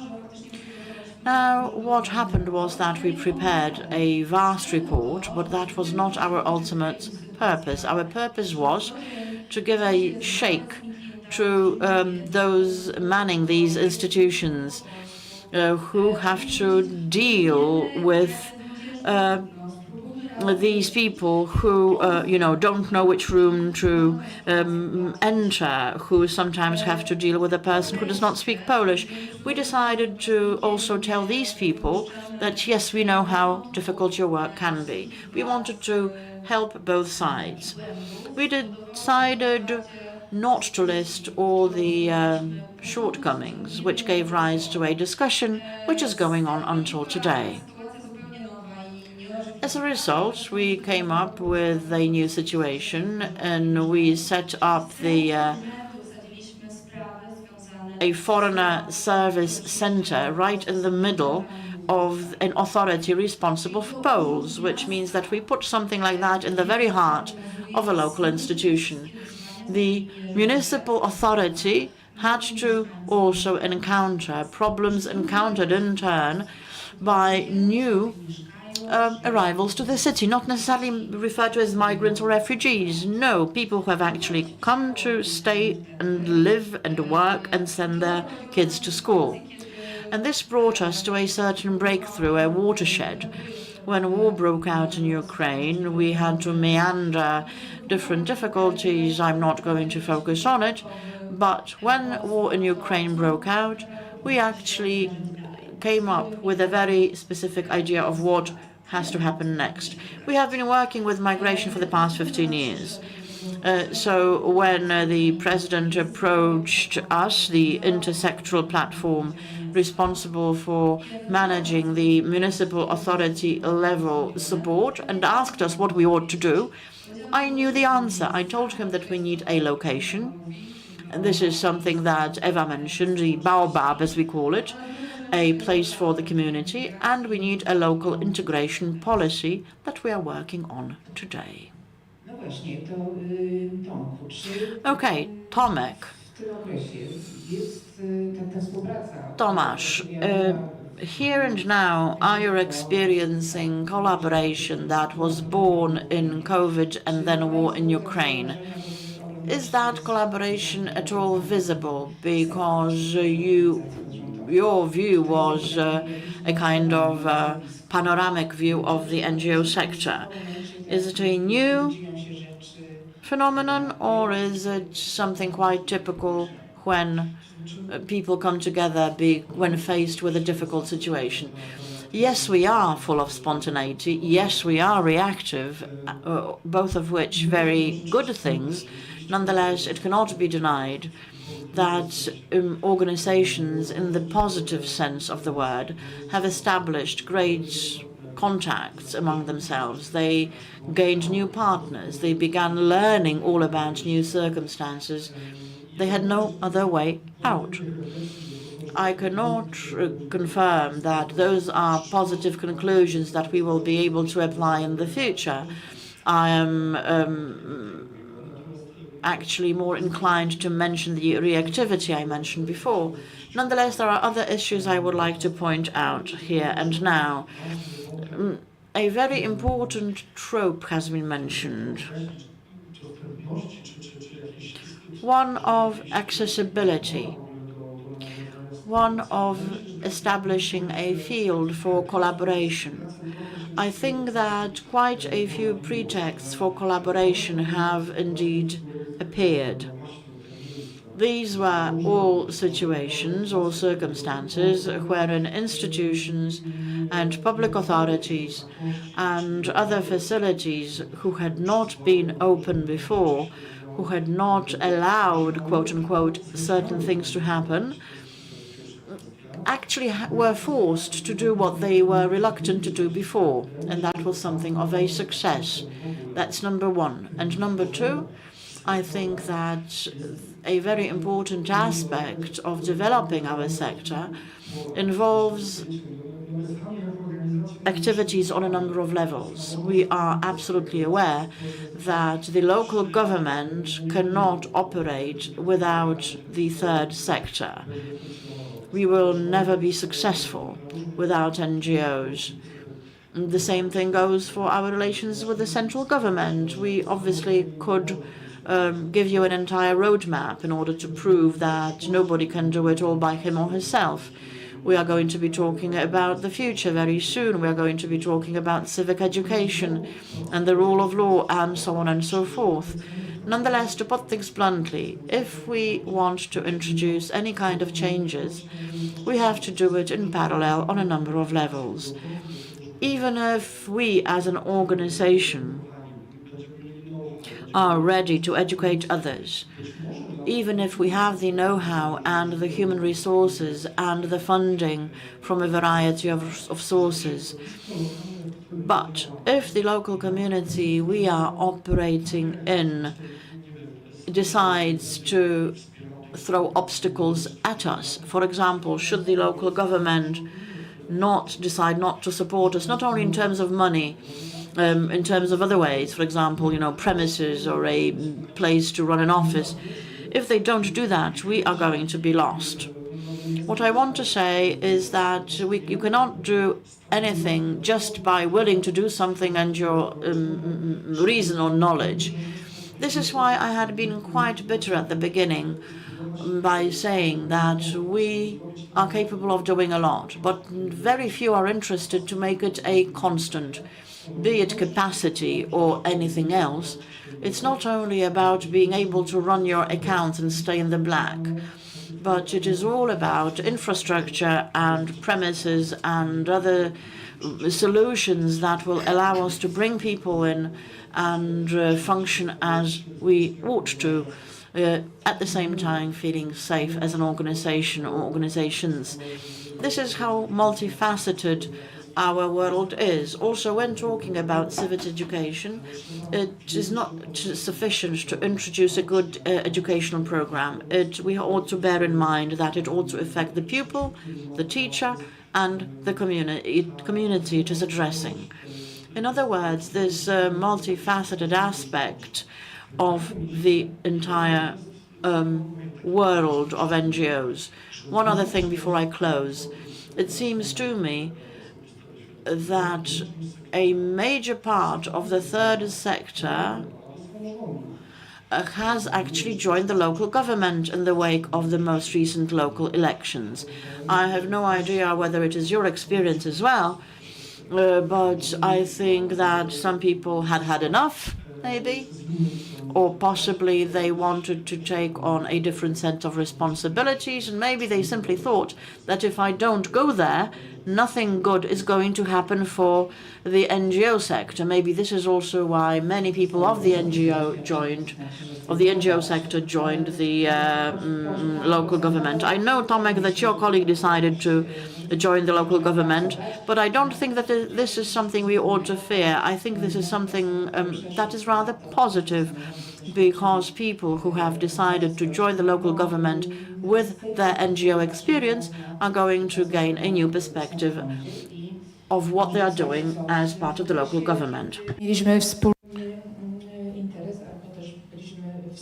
We had joint interests in the past. We were jointly attacked by the central government, and this cooperation that took place in many dimensions, in education, for example, where both local authorities and NGOs were resisting centralization of teaching and the introduction of ideology. I'm talking about the free school for education, the demands and ideas on how to save education signed by NGOs, trade unions, student organizations, parent organizations, local authorities, and parties of the opposition. But indeed, it is something that has been detected in different surveys, that those joint places, community centers, places where people could meet, this is something that you cannot build yourselves. NGOs cannot do that. They will not find a place like that. And without community centers, it's impossible for communities to meet, for people to meet, to build relations, and to think about what to do next. As I understand, this also applies to you, Agnieszka and Maya. I know that you have been trying to build centers like this, the Roma organizations, particularly when there was a lot of refugees coming from Ukraine. You've been trying to organize such centers. Have you been successful? Have you received such premises from the local authorities? Yes, we have some examples. In Oświęcim, we have the Roma Association run local government Roma Cultural Center. And the rest of such centers is the domain of NGOs, which are attracting resources for their operations. And it's all based on projects, unfortunately. This is not some systemic solution that would allow us to function in the society. The Roma have been in Poland for some 600 years, and we do not have this financing that would allow us to exist in this country with dignity.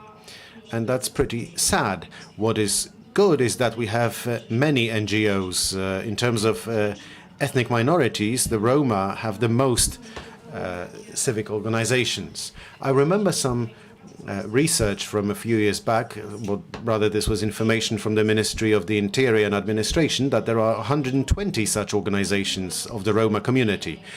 Not all of them are very active, but still, it's NGOs, and NGOs are supporting the Roma minority. And that's an appeal that I would like to make to have more support for intersectoral partnerships. If we had good intersectoral partnerships between the Roma NGOs, public institutions and business, or local authorities like you have in Lublin, I think we could have something that would be really good. And I'm not talking solely about a community center, a place where we could provide humanitarian or social support, but we could display Roma art, Roma culture, activists, deliver educational activities. We could create a multi-dimensional institution which would be open to all communities, because the Roma community is also very varied. We have the Roma community, the Roma minority, but we also have Romas from Ukraine. We have migrants from Romania, people from Bulgaria coming to Poland. So we have a lot of groups, and that would be a good venture. I wonder if it's ever going to come to fruition. Maya, what would you need to start looking into the future? What would improve the conditions for NGOs? Two main needs. I'm not talking about money, because money is always useful, but apart from money. Yes, the systemic approach with grassroots inclusion in Wrocław, it did happen. NGOs are being listened to, and this is a result of all the multi-crises that we are functioning in. What I see in Wrocław is the actual strengthening of the third sector and the relations. We have grassroots crises headquarters and scripts that can be put to use. For example, when we had the flood recently, we're unfortunately always ready to go because of the many challenges and crises, and funds have to be mentioned.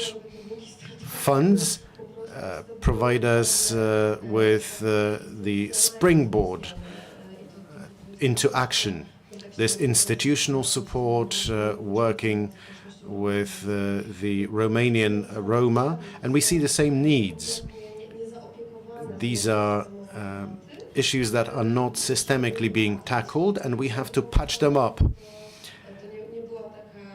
And I would really like it to be not a patchwork, but I would like it to be a systemic approach to the problem, rather than a patchwork that would be grassroots by NGOs.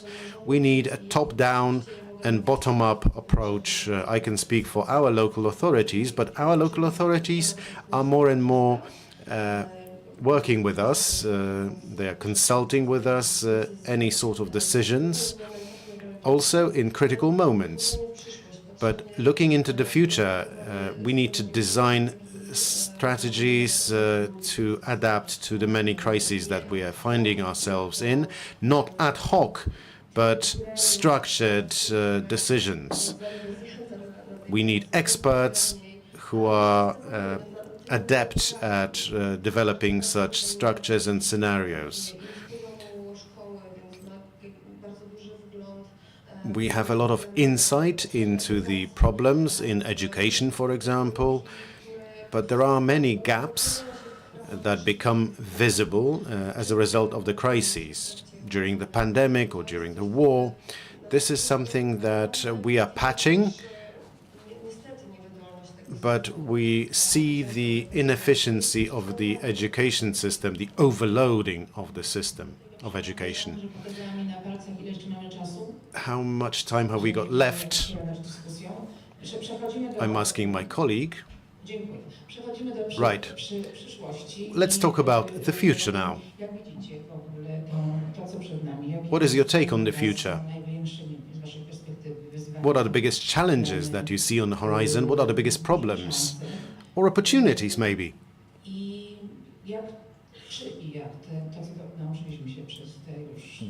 And how are you going to put to use all the experience of the past crises? How can it help us tackle and then we're going to talk about the wish list. Who would like to start? Ania? No?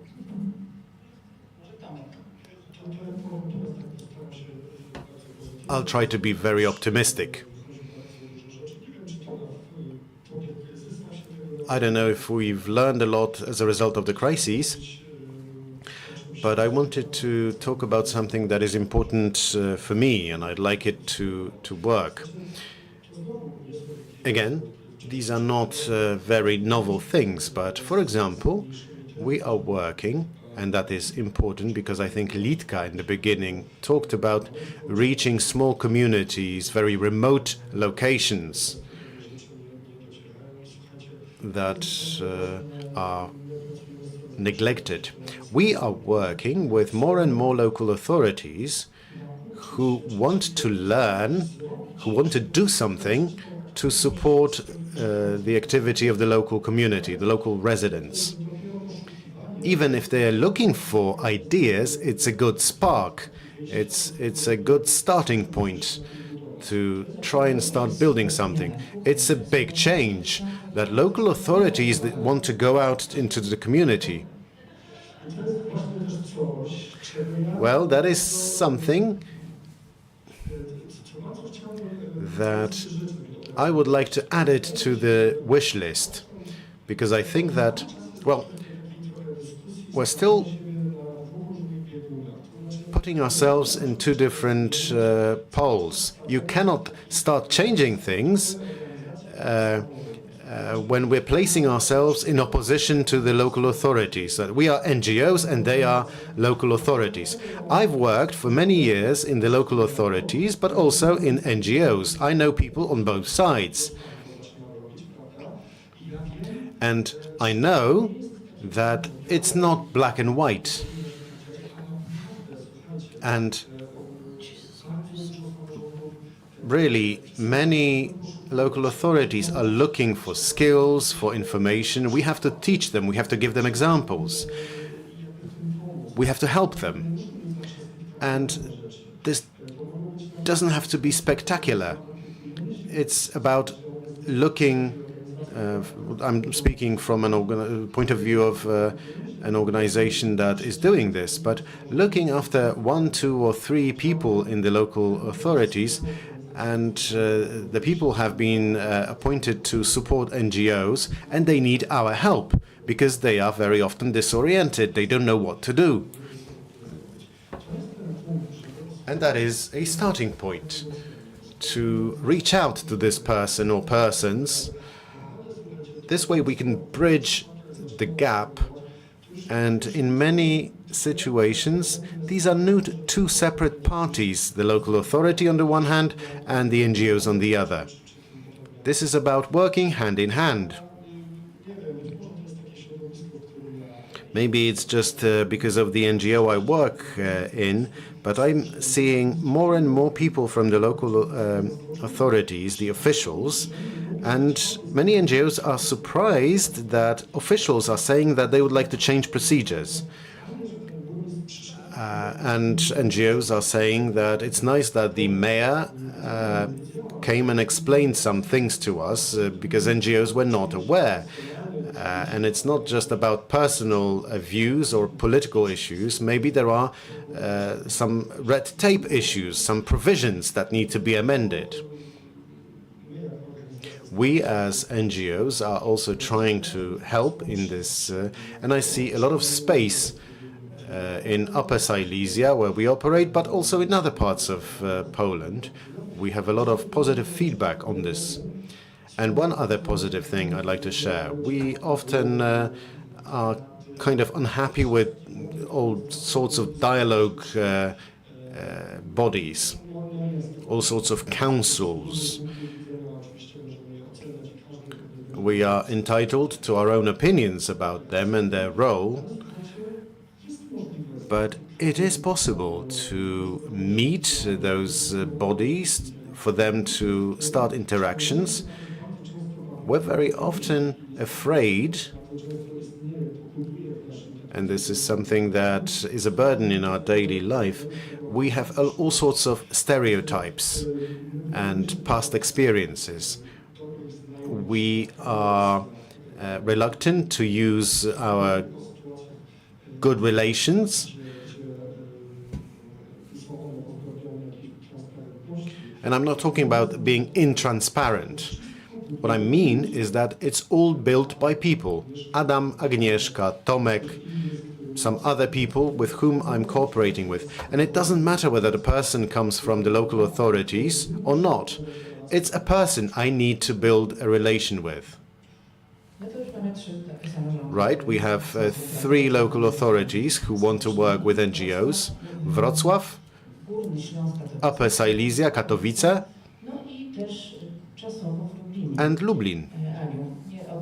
Ania,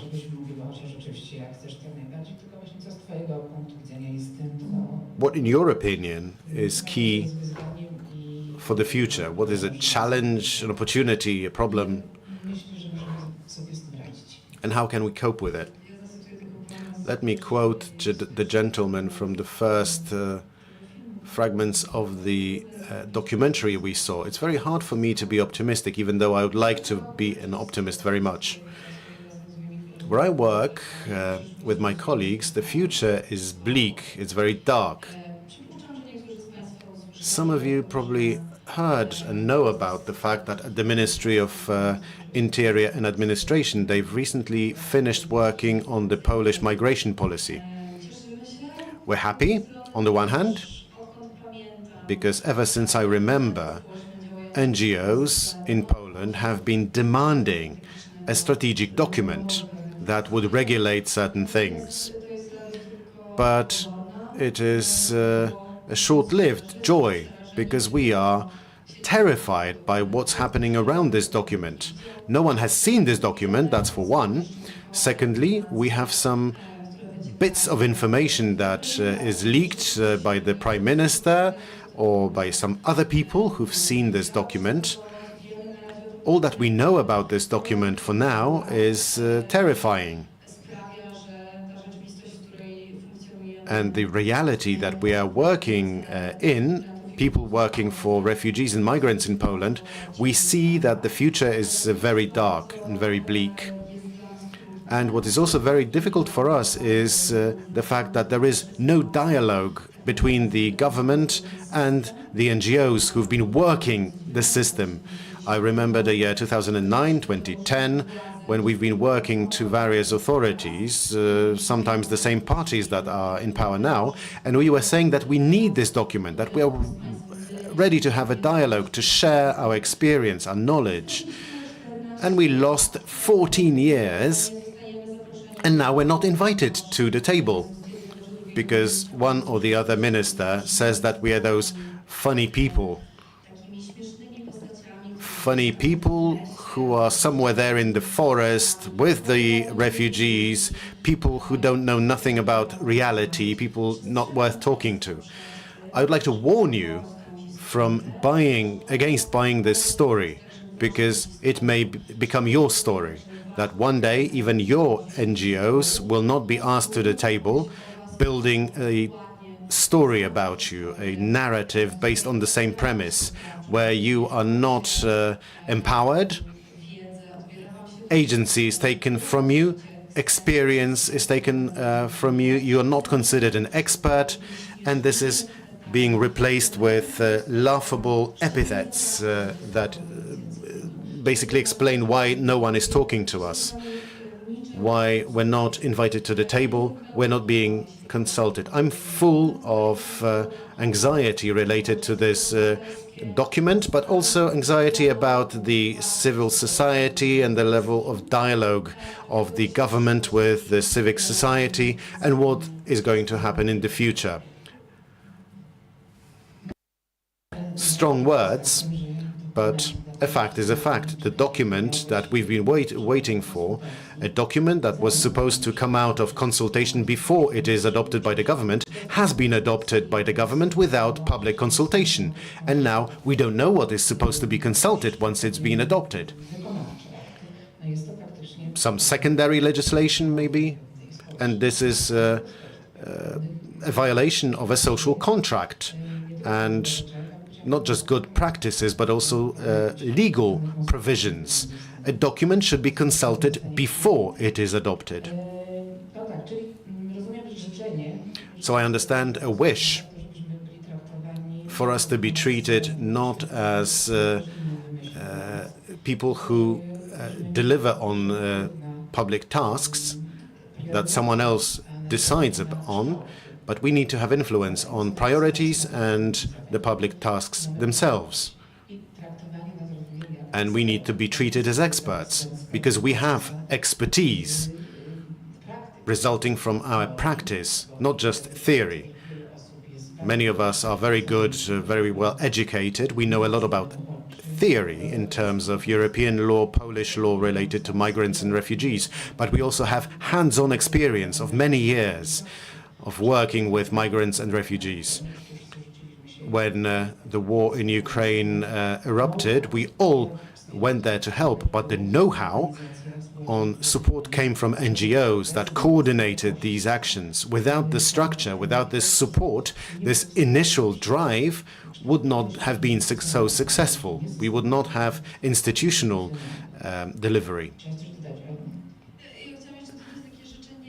I have a wish, a different kind of wish, a wish to all of you in the room and all those of you who represent NGOs, the publics, the civic society in Poland.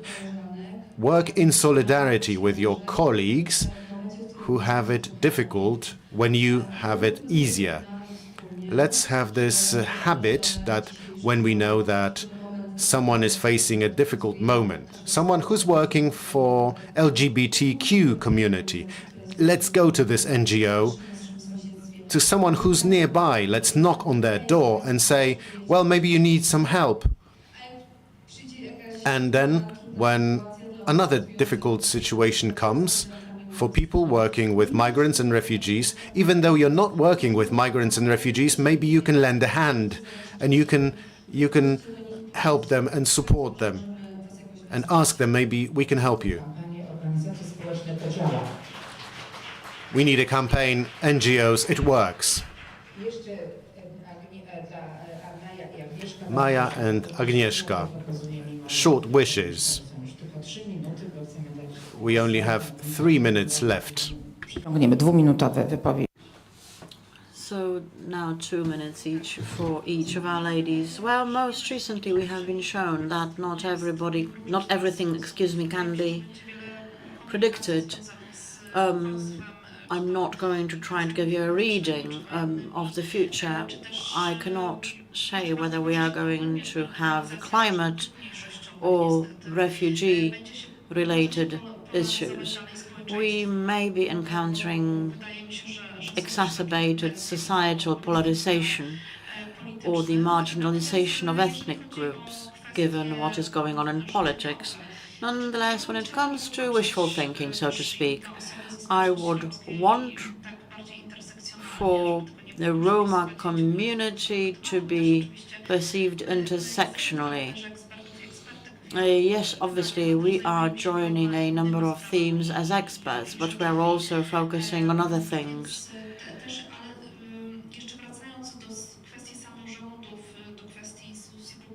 To revisit local governments and public issues. Regrettably, yes, indeed, when we work with ministries, declarations are abundant. Yes, a certain percentage of these declarations are implemented.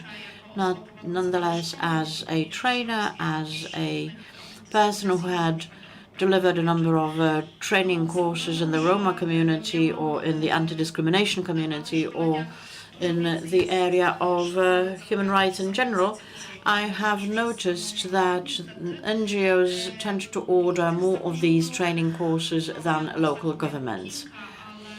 I delivered a few training courses to local governments last year.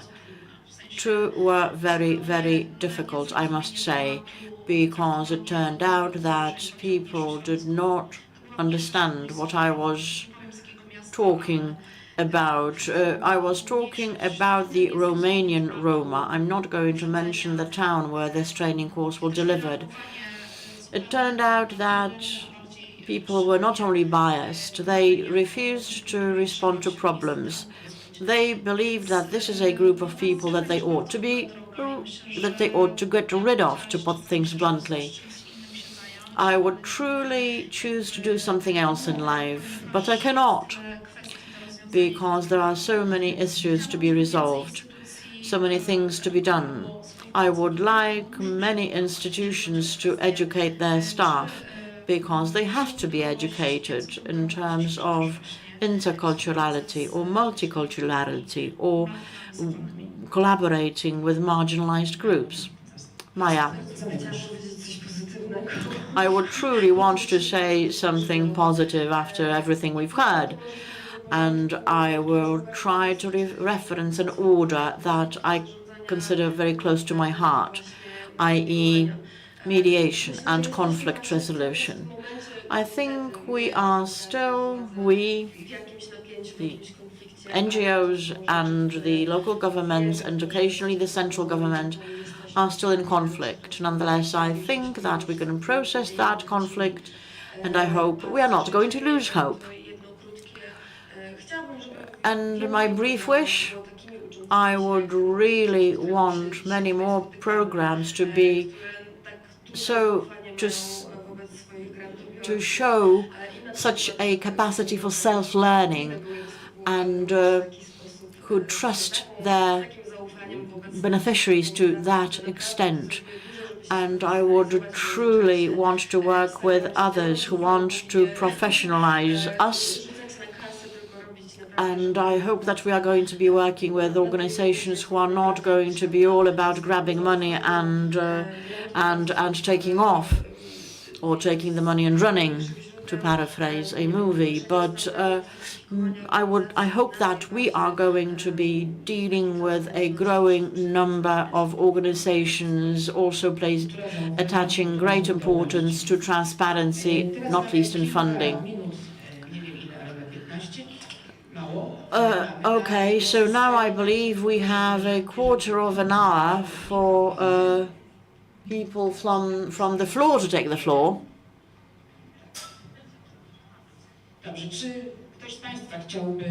Ladies and gentlemen, anybody interested in taking the floor and or sharing your comment? Okay, row 5.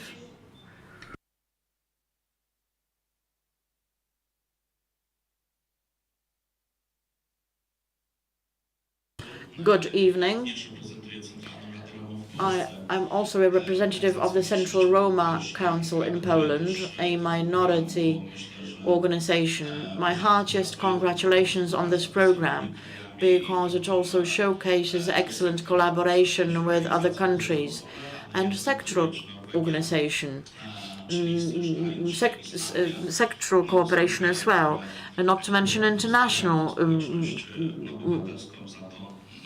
collaboration. Norway, Iceland and Liechtenstein have been supporting us. Thank you very much for that. Let me offer a brief commentary concerning migration law. That is an unquestionable challenge. Why? Not least because non-governmental organizations are not treated seriously, be it this government, be it the previous government or another. And our mission is to support dialogue. I think that what we ought to reach for is genuine cooperation according to a model put together by experts. But we have to bear in mind that we will be taking in new numbers of new refugees. Now, in terms of the Roma community, I would wish for us to be treated seriously because we have our own experts as well. We need access to something we don't have access to, the media. The stereotype media, or to put it differently, the media message is stereotypical and it gives rise to further stereotypes.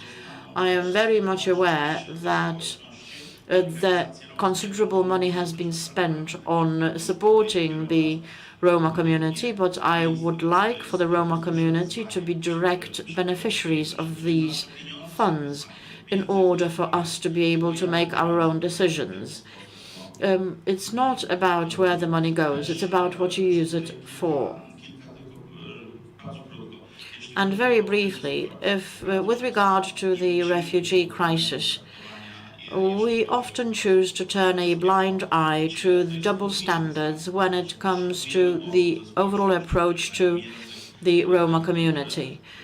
We have a double challenge there. We need persons who are aware of the culture in order to be able to help the affected.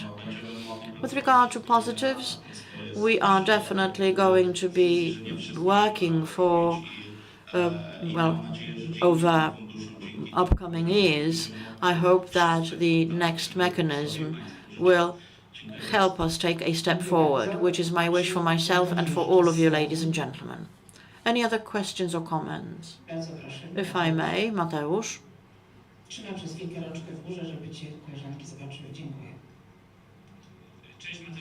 Hi, Mateusz Wojciszak of OP and the Dialogue Field Foundation. I would like to allude to what Tomasz and Kuba were talking about. It's not only about protecting the future. What you have done is a certain force that organizations used when appealing to the previous and this government for support. It's not only about waiting for the government to become more liberal. We ought to stick to our standards regardless of who is in power. And I think this is very beautiful and worth emphasizing in terms of the of building the NGO potential, as proven by the extraordinarily expert knowledge of organizations with a focus on refugees and/or migration. Yes, it is true that the 5 or 8 years have let the civic society realize how strong they are and how autonomous they are. The civic society has learned not only to apply for money, but also to stand up for themselves. I would also want to emphasize that before the parliamentary elections, we were preparing a roster of ideas, not demands, but ideas and/or solutions for certain issues. And indeed, the civic society had taken the lead in terms of preparing and drafting the post-elections program. The only problem is that we ought to make sure that the post-elections program is actually implemented, and this is our challenge for today and tomorrow. We should continue building our own agency and empowerment. Even if the government is not listening to us, we can do whatever we can independently of the central government. In terms of the media, yes, indeed, we have a representative of an organization that began working with a medium when the developer tried to take the medium over. And this is exactly what the ambassador told us in terms of supporting the civic society. This is something that, combined with information integrity, shall be our target. Ukraine has already shown us that you cannot support your resilience without the civic society. I cannot imagine a government that would not be aware of it. And if they are not, we are there to remind them of it. Thank you very much, ladies and gentlemen, for joining me in this panel. Thank you, ladies and gentlemen, for listening to us. And now I would like to ask Ms. Aleksandra Waczko, who on behalf of Ingrid Schulert is going to speak. Obviously, yes, I have known Ingrid for many years.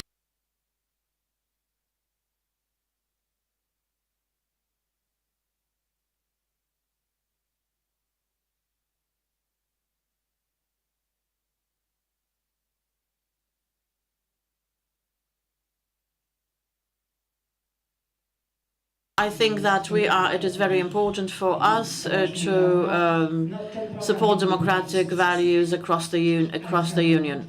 Alexandra, over to you.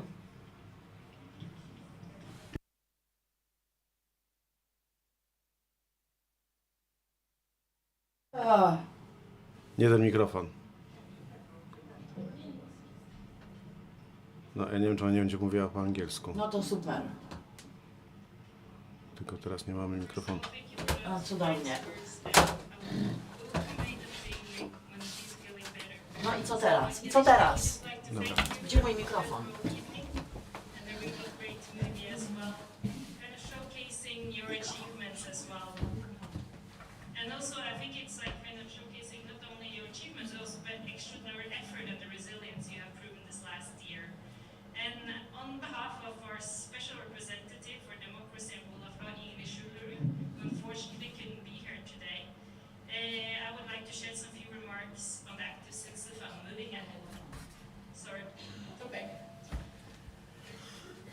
Nie sprzęgnie, spróbujemy. Lekko się sprzęga. Jeśli można, wygłoszę parę słów w imieniu pani Ingrid Schulert, która niestety nie mogła do nas dołączyć. Myślę, że należy przede wszystkim wspomnieć o tej niebywałej podróży, która za nami, podróży związanej z programem Aktywni Obywatele. Zdajemy sobie sprawę z tego, że ta inicjatywa była niezmiernie istotna dla społeczeństwa obywatelskiego, dla społeczeństw obywatelskich całej Europy. Yeah. So across Europe, the Active Citizens Fund has actually awarded more than 3,000 grants amounting to more than 250 million euros. Trzeba podkreślić, że w całej Europie fundusz, program Aktywni Obywatele przyznał ponad 3000 grantów za kwotę przekraczającą 250 milionów euro. And actually, in many cases, this fund has only been the only source of support for organizations working in difficult circumstances, enabling them to continue their essential work. W wielu wypadkach okazało się, że te środki są jedynym źródłem finansowania, umożliwiając tym organizacjom, tym grantobiorcom działalność w jakże trudnych warunkach. And at the heart of this program is a strong network of fund operators across the beneficiary states who have tirelessly worked to reach the most vulnerable communities and amplifying the voices of civil society. W samym sercu tego programu znajduje się bardzo silna sieć operatorów funduszy, którzy działali we wszystkich państwach beneficjentach, pracując bez ustanku, aby dotrzeć do najbardziej wrażliwych społeczności i sprawić, by głos społeczności lokalnych wybrzmiał.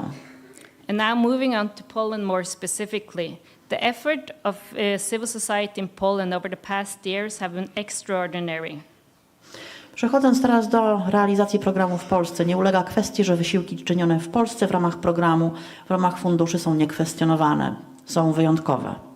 And your initiatives have played a crucial role in protecting democracy and ensuring that every citizen's voice is heard. Trzeba podkreślić, że dzięki waszym wysiłkom demokracja została wzmocniona. Jednocześnie upewnialiście się, że głos każdego obywatela zostanie wysłuchany. And as already mentioned several times this evening, it's important to remember that this is not the end of your work, but a new beginning. And with the new funding on the horizon, we have an opportunity to build on the progress made and continue investing in an independent and robust civil society. Ważne, abyśmy pamiętali o jeszcze jednej rzeczy, o której już wspominali mówcy dzisiejszego wieczoru, mianowicie, że nie jest to koniec, jest to jednocześnie początek, że jesteśmy u progu nowego programu, który umożliwi nam kontynuację już osiągniętych postępów. And it's actually a total of 356 million euros, which will be made available for civil society. Trzeba podkreślić, że dokładnie będzie to kwota 356 milionów, która zostanie udostępniona społeczeństwu obywatelskiemu w ramach kolejnej edycji, kolejnego mechanizmu. This new fund will, among others, place a strong emphasis on upholding democratic values, fostering civic engagement. Ten nowy fundusz będzie przywiązywał szczególną wagę do podtrzymywania i wzmacniania wartości demokratycznych i wzmacniania zaangażowania obywatelskiego. And furthermore, the fund will create opportunities for cooperation at the European level, enabling you as civil society organization to share best practices and expand your networks across border. Jednocześnie fundusz stworzy nowe możliwości, nowe szanse współpracy na poziomie europejskim, umożliwiając organizacjom społeczeństwa obywatelskiego dzielenia się najlepszymi praktykami i rozwijania sieci również w układzie międzynarodowym. And last but not least, also hopefully be flexible and adapt to your needs. Mamy również nadzieję, że mechanizm ten będzie wystarczająco elastyczny, aby dopasować się do potrzeb wszystkich organizacji uczestniczących. And we actually hope to launch the new fund in Poland in this upcoming spring. Mamy nadzieję, że mechanizm ten ruszy w Polsce już wiosną najbliższego roku.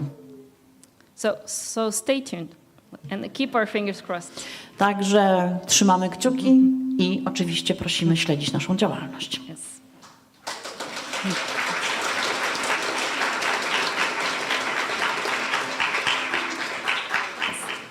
And one of the actually most pressing challenges we face today is the spread of disinformation. In the area where public trust in institutions is increasingly fragile, civil society has a critical role to play in promoting truth, fostering critical thinking, and protecting the integrity of our democratic institutions. Nie ulega kwestii, że dezinformacja stała się swoistą plagą współczesności, w związku z czym oczekujemy po nowym mechanizmie i po organizacjach uczestniczących po społeczeństwie obywatelskim wzmacniania rzetelności informacyjnej i jednocześnie pamiętania o tym, że rzetelność informacyjna, zapobieganie dezinformacji jest jednym z filarów wartości demokratycznych. We therefore believe that tackling disinformation must remain a priority as we work to uphold democratic values and ensure that accurate information shapes public discourse.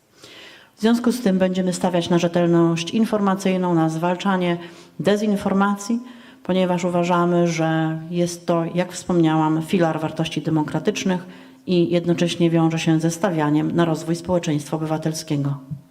And as we move forward, I, meaning English, encourage each of you to continue your vital work.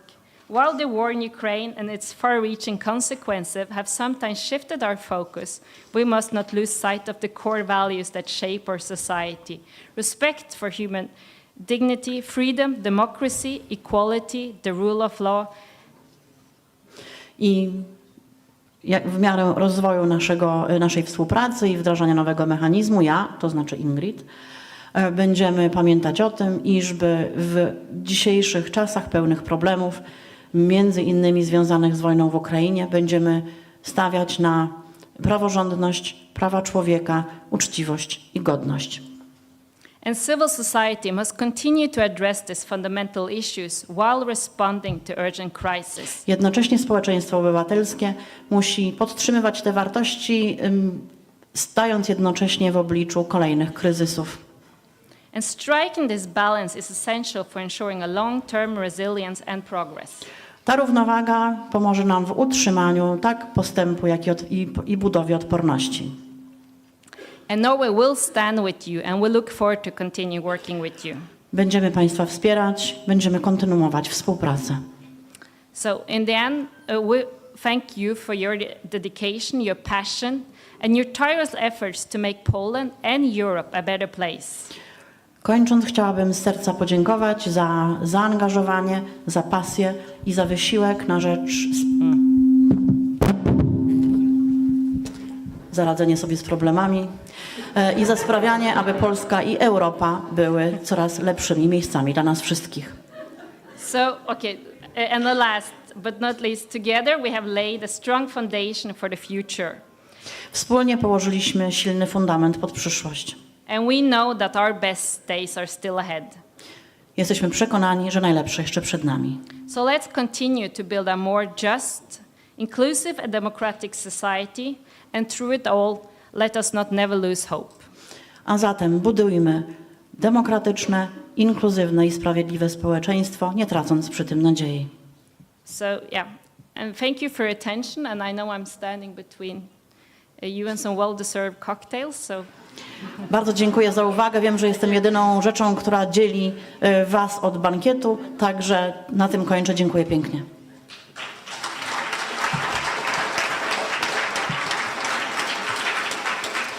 Not yet, because we want to thank you and we want to thank Ingrid Schuret. So on your in your hands.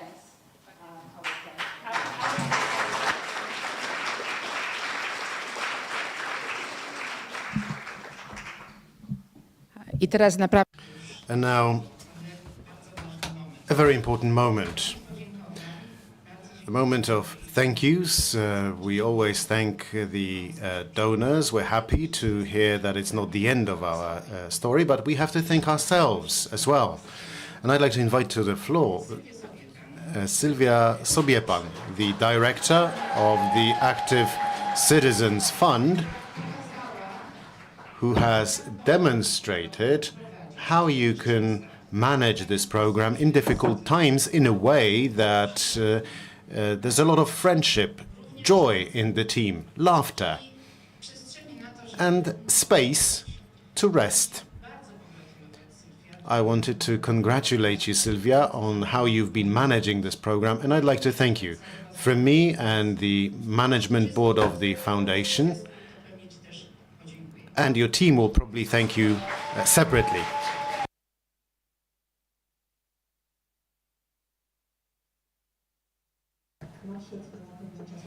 Now it's the time to say thank yous. I'd like to thank from the bottom of my heart the team of our three organizations. I'd like to invite Piotr Henzler and Zosia Komorowska in a moment. I'd like to say that it was a privilege to cooperate with the team. The team that somehow magically made things happen. You did not have to push, you did not have to appoint or convince people. Things were happening. In the team, we have very professional people who know what they're doing. And as a result, the work was progressing very efficiently. And we had some time to relax. I'd like to invite Zosia Komorowska and Piotr Henzler. They will be coming to the stage, but I'd like to invite to the stage people from my team, from Batory Foundation. For starters, three people: Karolina Walkiewicz, Asia Pietruszka, Ola Sokołowska.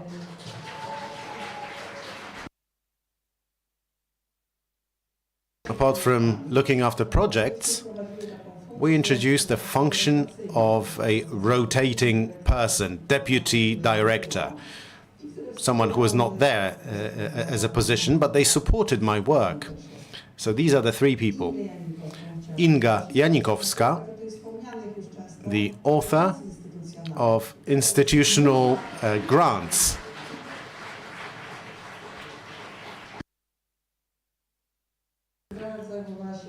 Ania Fedas, in charge of international cooperation. She was one of the initiators of the Community for Action, which we heard mentioned a number of times tonight. Two people in charge of promotion. Agnieszka Pietrza-Kirkiewicz, who's no longer with us. She recently left us. But she created our promotional campaigns. Zuzanna Suskiewicz, who replaced her very well, but she was also looking after projects. Magda Brzozowska. Without Magda Brzozowska, nothing would have happened in our program.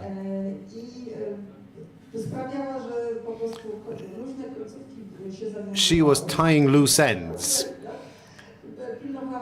She was looking after schedules, documentation. As a result, we were able to undergo the audit without any trouble. And the financial people, Bazili Batko, a round of applause, the only man in the team of active citizens at Batory. Bazili was the person who was taking your coats if you left any coats upon arrival. Joanna Bruszewska, Zofia Łuczyńska.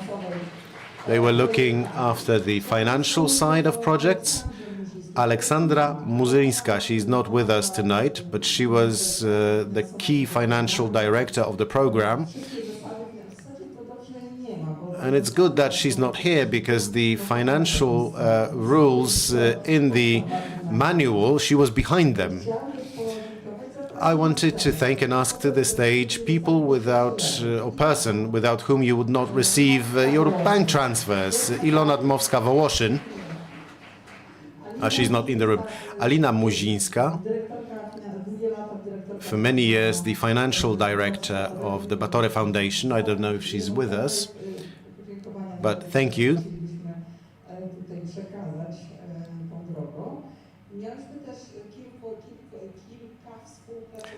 And we also had some people who were cooperating with us. Alicja Garlińska, Anna Razicka, for many years a director of the Batory Foundation. If you're in the room, join us. Alina Wasilewska and Justyna Frydrych. I would also like to thank Ewa Kulik-Bielińska, who sat on the program committee, the managing body, the consortium. And now over to you. From the Shipyard Foundation, for us this was the first experience. We used to be a beneficiary in the past, and we've been thinking about what's on the other side, but we have no regrets.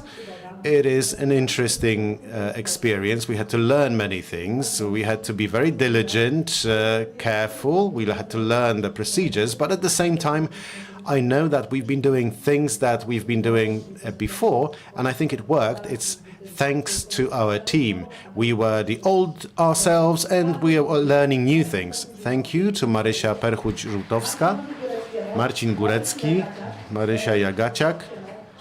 Join me on stage. Marek Cywiński, the rising star of Polish MC. And just like Marysia, Anya, they have new challenges, but she was working with us. And I'd like to acknowledge people who've been looking after financial sides. Financials are most difficult. They're a source of irritation. In our team, it was 4 people: Aneta Korbikiewicz, Monika Kozioł. I promised her that she would not have to attend, and that's a principle that she kept. And we had Karol working from us from Suwałki. It was a new experience that we had people from other towns working with us. That was great. Julia Kiliańczyk, who did all the transfers. 200 projects times 3 bank transfers at least. So that's how many transfers she made. She's very tough. And the ladies in charge of contracts. We had to sign contracts with all the experts, and they had to be drafted. Olga Kiełbiowska, Marta Król, thank you very much. And last but not least, 3 people. Apart from contracts, ultimately, someone has to mark it in the system, put it in the drawer. And our angel in that was Magda Orłowska. Thank you very much for that. And Hela Bremer. She also worked on the summaries of the projects. And Kuba Wygnański, who was with us in different times. She was not with us on a daily basis, but he signed all the contracts and all the bank transfers, even though he didn't always know what he was signing. but he signed it nevertheless. I represent FAO, the smallest team. We had 4 people, and 4 of us are here. I'd like to invite to the stage the person who was with us at the beginning. She is the president of our foundation, member of the board, but she was also involved in daily operation of the project. She was solving different issues, Litka Kuczmierowska, and 2 of my colleagues serving in a similar role as me, coordinators, Grzegorz Wiaderek, Andrzej Pietrucha, with whom we've been working together, cooperating, looking after and encouraging our beneficiaries. As you can see, FAO wanted to maintain a gender balance on the side of the operator.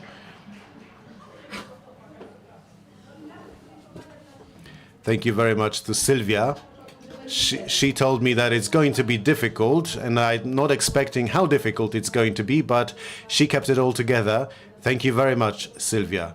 She was our leader, our guide for all the teams that were new to this endeavor. You were our great guide, and you got us to work together in very difficult situations. And she coped with the organizational differences.